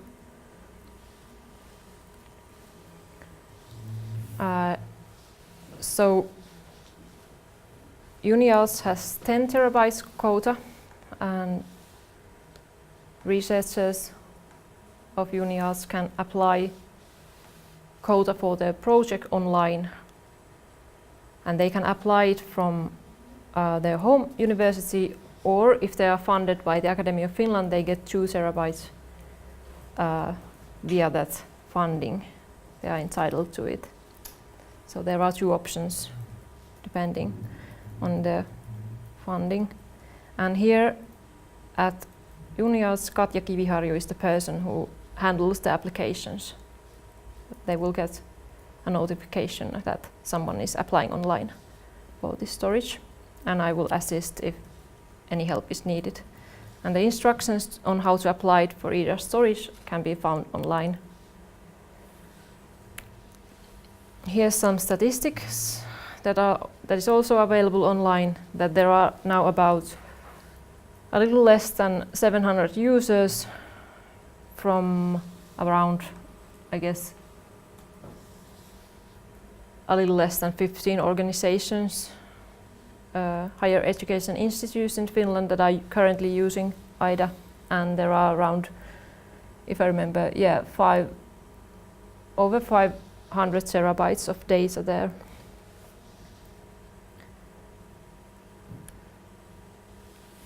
So there's just what the browser interface looks like. It's just basically like a file system, and you can also upload, download, and so on these files and add metadata to each individual file or folder. And then there's the file transfer program, and it's a program that open source can be loaded from the internet, and with instructions it can be configured so that it shows your IDA files. It's a very easy to use drag and drop program, and then there's command line use. So if you have files in IDA, or if you don't have, you can use Etsin. Etsin is not dependent on the storage place where you have the data, but you can also use it to find data that has been described by others. And it's a centralized service for data, which means basically that data descriptions are also harvested from other places, such as ILA. There are over 1,000 descriptions for ILA available also through Etsin. And it offers information on existing datasets and tells you the possibility on how you can access the data, if it's accessible, or if you can just contact the author or the distributor by email. And it has only the metadata in it, the description, and it doesn't store the data in it itself. So, for example, you could make a description and have a download link to your own web page, although that wouldn't perhaps be very long-term solution depending a bit, but anyway, it's not dependent on the storage space. And it's also a continuous service offered by the ministry and produced by CSC. It enables searching for your research data and describing it with guidance and tools, and this is actually very nice. You have these question marks and you can just click through it, and you just get enough information from the service itself to create the metadata description. And if not, please contact us and we'll make it better. And also, what I already mentioned, it enables citations. You get this thing called landing page, which is a place where registers permanent identifiers take you to. So when the data is cited, the permanent identifier, which is in this case URN, is used. It's a URN of this Etsin page. And when you create these descriptions, you log in with your Haka ID, which is the university account. Here's just listed the steps and the page where the service is. So you describe your research data set, which is adding metadata to the files or the zipped file, and then you can save it to yourself and make drafts, several drafts even, and then at some point you can publish it with a CC0 waiver, which means that it's open data, and the description itself. And you get a permanent identifier, and you can link your dataset and share it. And just recently one person contacted me, and they had a publication which was basically just a very short description of what they had done to create the data, but they needed a README page to read before uploading the file. And what they needed to do is make an ETSIN description which says that this is who did it, here's how to cite it, here's the license, here are some other things to consider, and so on. And also the access information, which in this case was a download link to IDA. And then they added this kind of description pages, this citation information to the publication. This is actually the URN, which is in the lower left corner. And here's just what it looks like. You can browse through datasets, and also you can browse by organization, and you can search with a free word search, which searches from all the fields in the description, and you can also limit the search to open data or since some specific year. And this is what the description part looks like. There's 5 tabs or sheets, and there are certain information that are mandatory and other that are optional, and you can do it with several languages, for example English and Finnish and so on. There's the basic information, actors, access information, some additional and identifiers, and identifier is the URN part. Here's an example of what one dataset description can look like. This is atmospheric study on pines, and these are some of the fields that are shown in the description. And there's the data availability part, which is access this dataset freely, which is basically just a download link.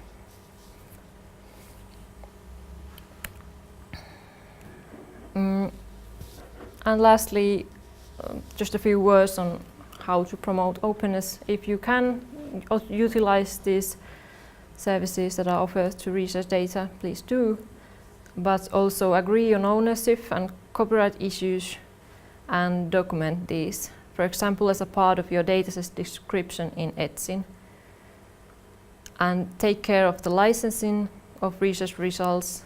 And as mentioned today, there's a webinar, but it's in Finnish, on licensing research results. And the initiative recommends CC BY license for data. And metadata is published under CC0 waiver. And here's what the initiative's webpage looks like in English, and this part is the services part. And here are also other services that I didn't mention, but for example, ILA is there. So this is a long list of things that are inside or developed as a part of this initiative. More information on web pages, and also you can contact us through avointiede at postit.csc.fi. And if you have any questions on how to use or access IDA service or ETSIN service, you can contact service desk at csc.fi. And by defining what service you're interested in, you can get to contact, for example, me or other people working with these services. Yeah. Thank you. Any questions? questions for Suvi? Anything clear? Did you mention for how long you can keep the data? Well, basically, we don't have any specific limitations. If you are entitled to use, for example, IDA, if the terms of use fulfill, you can use it. If your project has funding and so on, and you have your HAKA ID, that's at least how long you can use it. If you are not, if you cannot use the service anymore and you cannot access your files, then you probably have to hand over the managing right to someone else and think about it a little bit more. But yeah.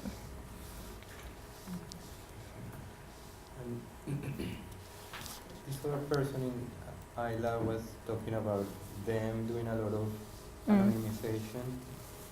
Are there any services there for that? No, we don't. We are trusting the researcher or the organization or the data owner to do that part and to get guidance from, for example, FSD, how to do that part. But this has originated from the open science perspective, which is like for data that can be opened. So it's a bit different approach. And FSD has this yhteiskuntatieteellinen social, which is by nature usually has a lot of personal data and so on. So they are more into that, and we are more like developing the service and which can be utilized by the researcher. And the last question is the same question I asked here about audio stimuli. Can you actually store that type of stuff or not? Yes, we are not by any means restricting the data type. Like we don't even look at the data that is stored in that way. That we're not constraining it. So I guess the only downside is that at the moment it cannot be streamed. If you want to listen that what file was this, then it's you have to download it. Yep. Do you have to download the whole folder, or you just download an individual file? You can download individual files. Yeah. Okay. And I'm Tero Heikkinen. I'm a postdoc at this UniArts. I'm going to tell a bit about this review or survey that is now going on. I'm conducting interviews and discussions about research material use in this field of arts in this university. My emphasis is a bit more on the use of the research materials and not so much about the storage. But I think this is quite important for the management also to know what kind of research material types there might be in this university. And when I have been talking with these people, I quite quickly realized that artistic materials and research materials can be the same thing or become confused or mixed or change position very easily. So in this review, I'm not actually problematizing that much what is research material, what is art material within a research process. I'm just talking about all kind of materials they happen to be using in their research projects. I'm now interviewing researchers, which are postdocs or soon to be finished doctoral researchers. I've only made 3 interviews. I'm planning to do 6 on this spring, and if we are continuing, then I'll do more. But I also have additional interviews from 2015, which is entire school, involved more like professors, teachers, workshop masters, and researchers also. but that was more related to research infrastructure and the research environments and not the data so much. But I could still find some points in that material also.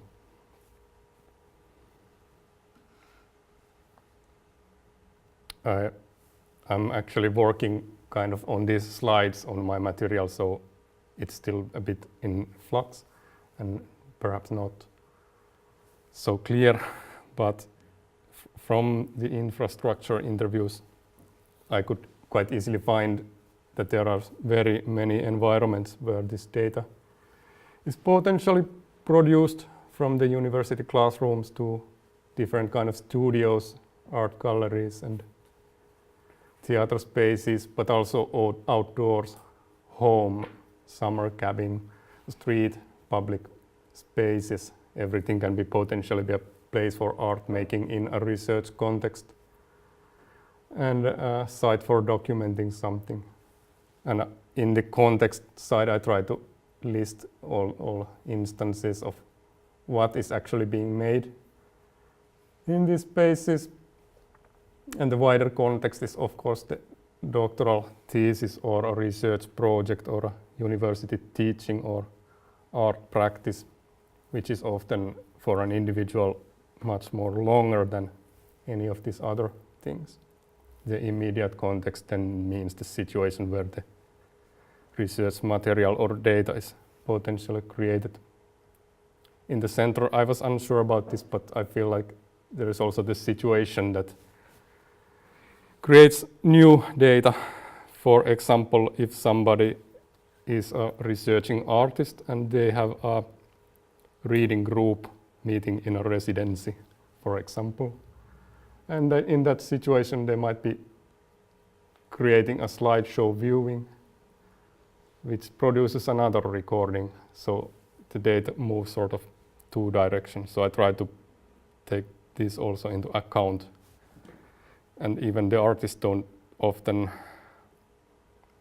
track everything that is being generated, so they are more selective about this.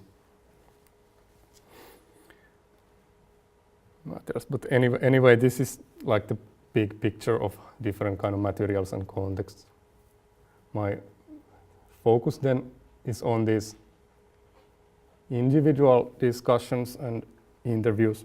Here I've taken Pekka Kantonen, who's making a doctoral thesis that involves video diaries. He has started this video home recording in 1990, and to this date he has produced approximately 2,000 hours of video.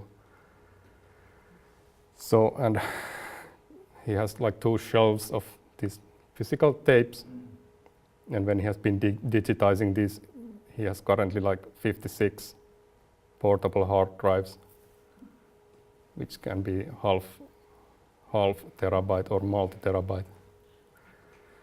So but very little of this material actually gets to the thesis or shown in any public way.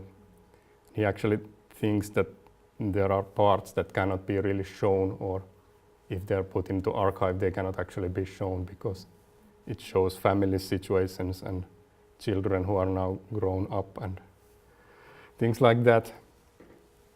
And he has basically taken permissions in the video themselves, but this doesn't still mean that he feels that he could make all of this available.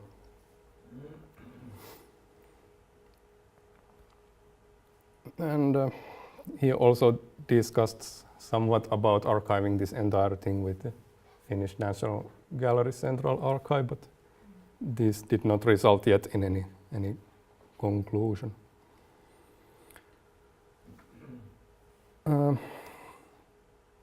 No, sorry. I actually, well, a very different situation is this Jussi Lehtonen example. This is not a doctoral thesis, but he told about theater productions that were made with based on interviews of prisoners or mental health patients or immigrants. And these materials are used in different ways in theatrical productions. And there he and the production has to be really careful that the subjects cannot be identified from the life stories, even if they have been processed. And he feels that even if these are made in the name of art, when these kind of people are involved, the rules should be same for art making and research. And in this case, the project these are connected to was a joint project with the UniArts and another university, which then provided this server space for storing this data and also these guidelines for the privacy of the data, because these rules could not be found in our university. So they had this rule about always storing in this virtual private network of the university all the recordings and the transcriptions and the comments and the permissions. And it basically was not allowed to transfer in email or store into your own computer for a long time. But in practice, they sometimes did that. And for him, the guidelines for using this practically come out of negotiating with institutions, because you cannot just ask a prisoner's permission, can I use your story? You have to talk with the institution to get permission also. And these institutions have their own rules and the research ethical committees, which then provided, in this case, the very specific contracts for this to happen. And if this type of work is made in the university, as he also teaches this in the Theatre Academy, Jussi felt that these issues are not very well known. And if students, there are many students who like to do this type of work, but they have very little idea what kind of permissions they need. So I think from this direction, we can have this expertise.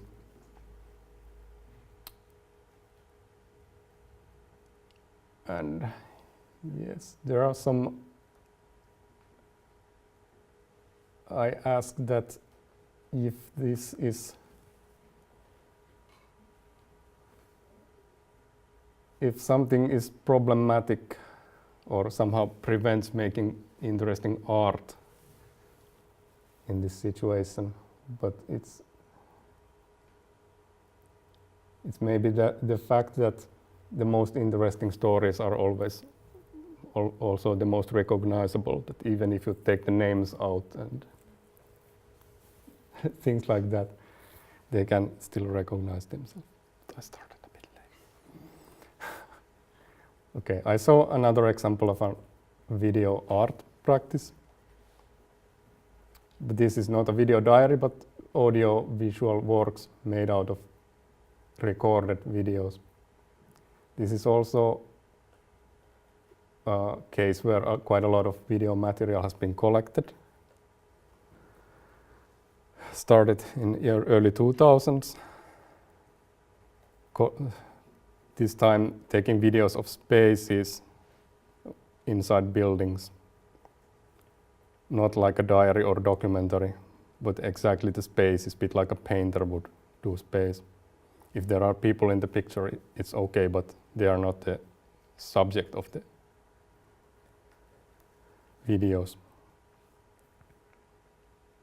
In this case, there's quite a big need to transfer the video between the collaborators, like the sound designer and the video designer, graphic designer, sorry.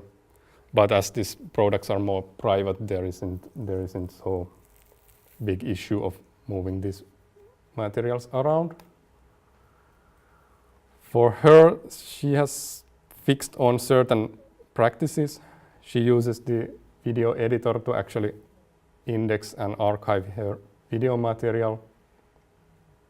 So at the same time, the project file contains all the video related to the project, even though she might use only 10 minutes again of a very long, big, large data set of video. For example, she was filming an old building which produced 42 one-hour tapes from the house alone. 10 minutes were used in the work.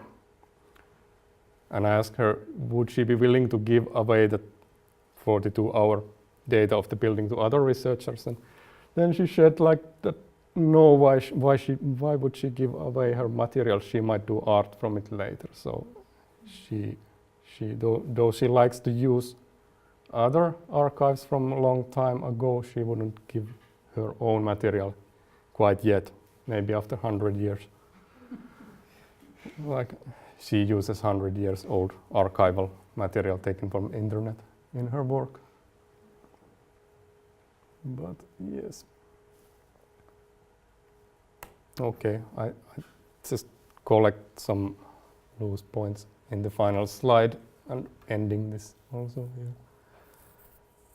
I feel that the challenges in art are exactly that this is very unspecified. It's quite common that the art practice is very long and they don't realize they're making research, but only after a long while. And then they are left with a big amount of data without any permissions, for example. But also I felt that people are quite sensitive to the ownership and the sensitivity of the material, also of other people's material. And I think one big thing here is always this, that the works are not data as such, they are research outcomes, not necessarily objects of research. And from this comes all kind of slightly technical and ethical challenges. I feel this was a very, very short snapshot of this, what I'm working on now, and any comments and suggestions are welcome. Yes, thank you. My name is Maaria Harviainen. I come from the Library of University of the Arts, and I have a pleasure of being the last presenter of the afternoon, but my presentation is actually very short. So we have just recently launched this kind of a working group of kind of a national working group, and it has just started.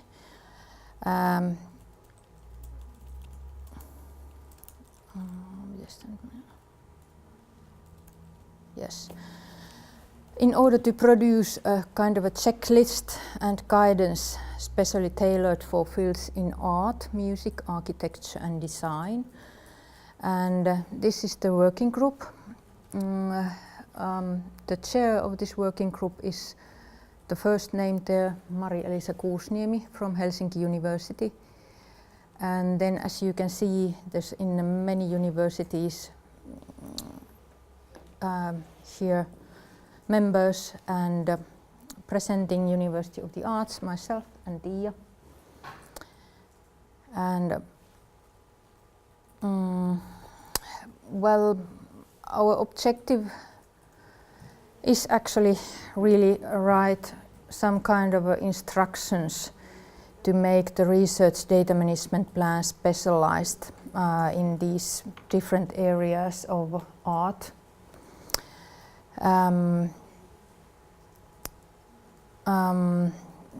This is maybe a little bit kind of a, this is a detail of making different kind of data management, but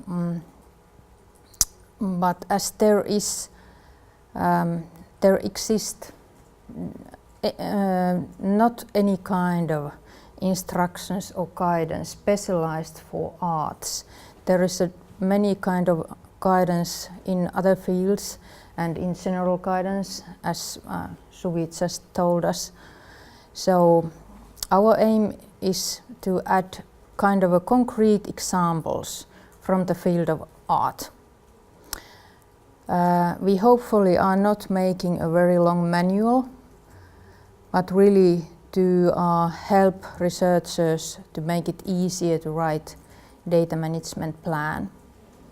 And these instructions will be integrated into Tuuli.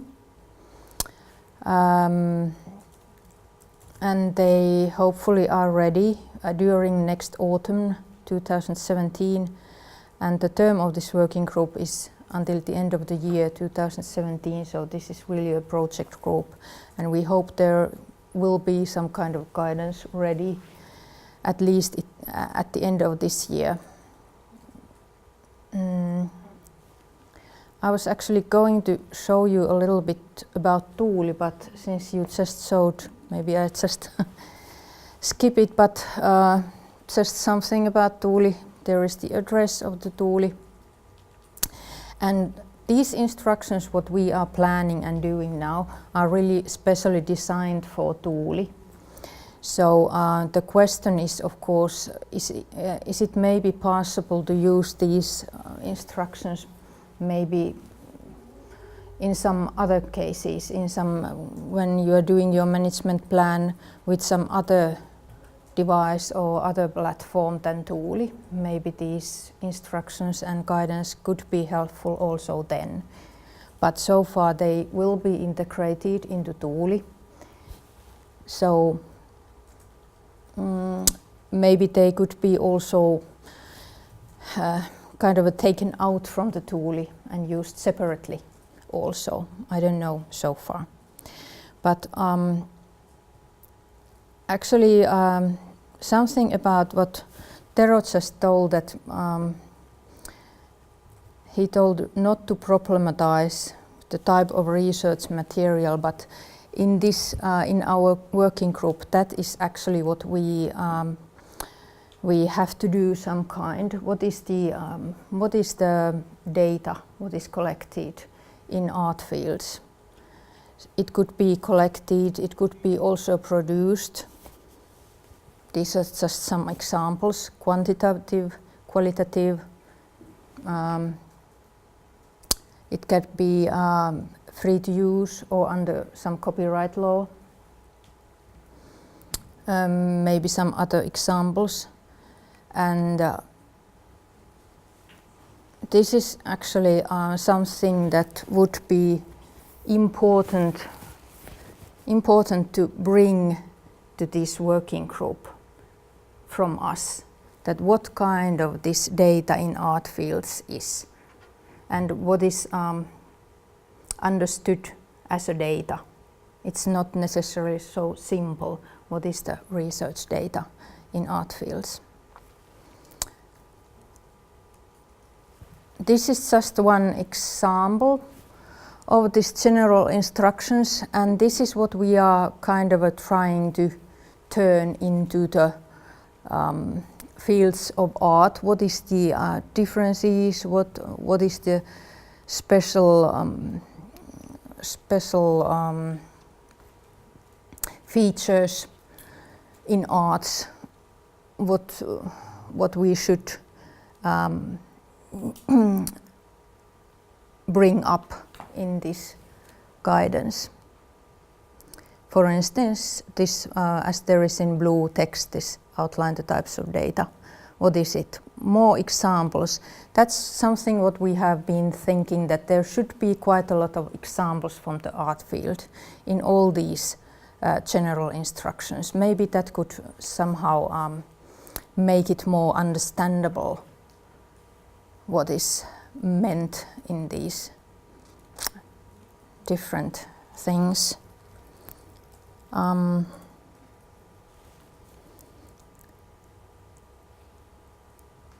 Yes. So actually, as I said, my presentation is very short. We had just started this work, and we are just going on. But if there is anything, any kind of feedback you would like to give us about,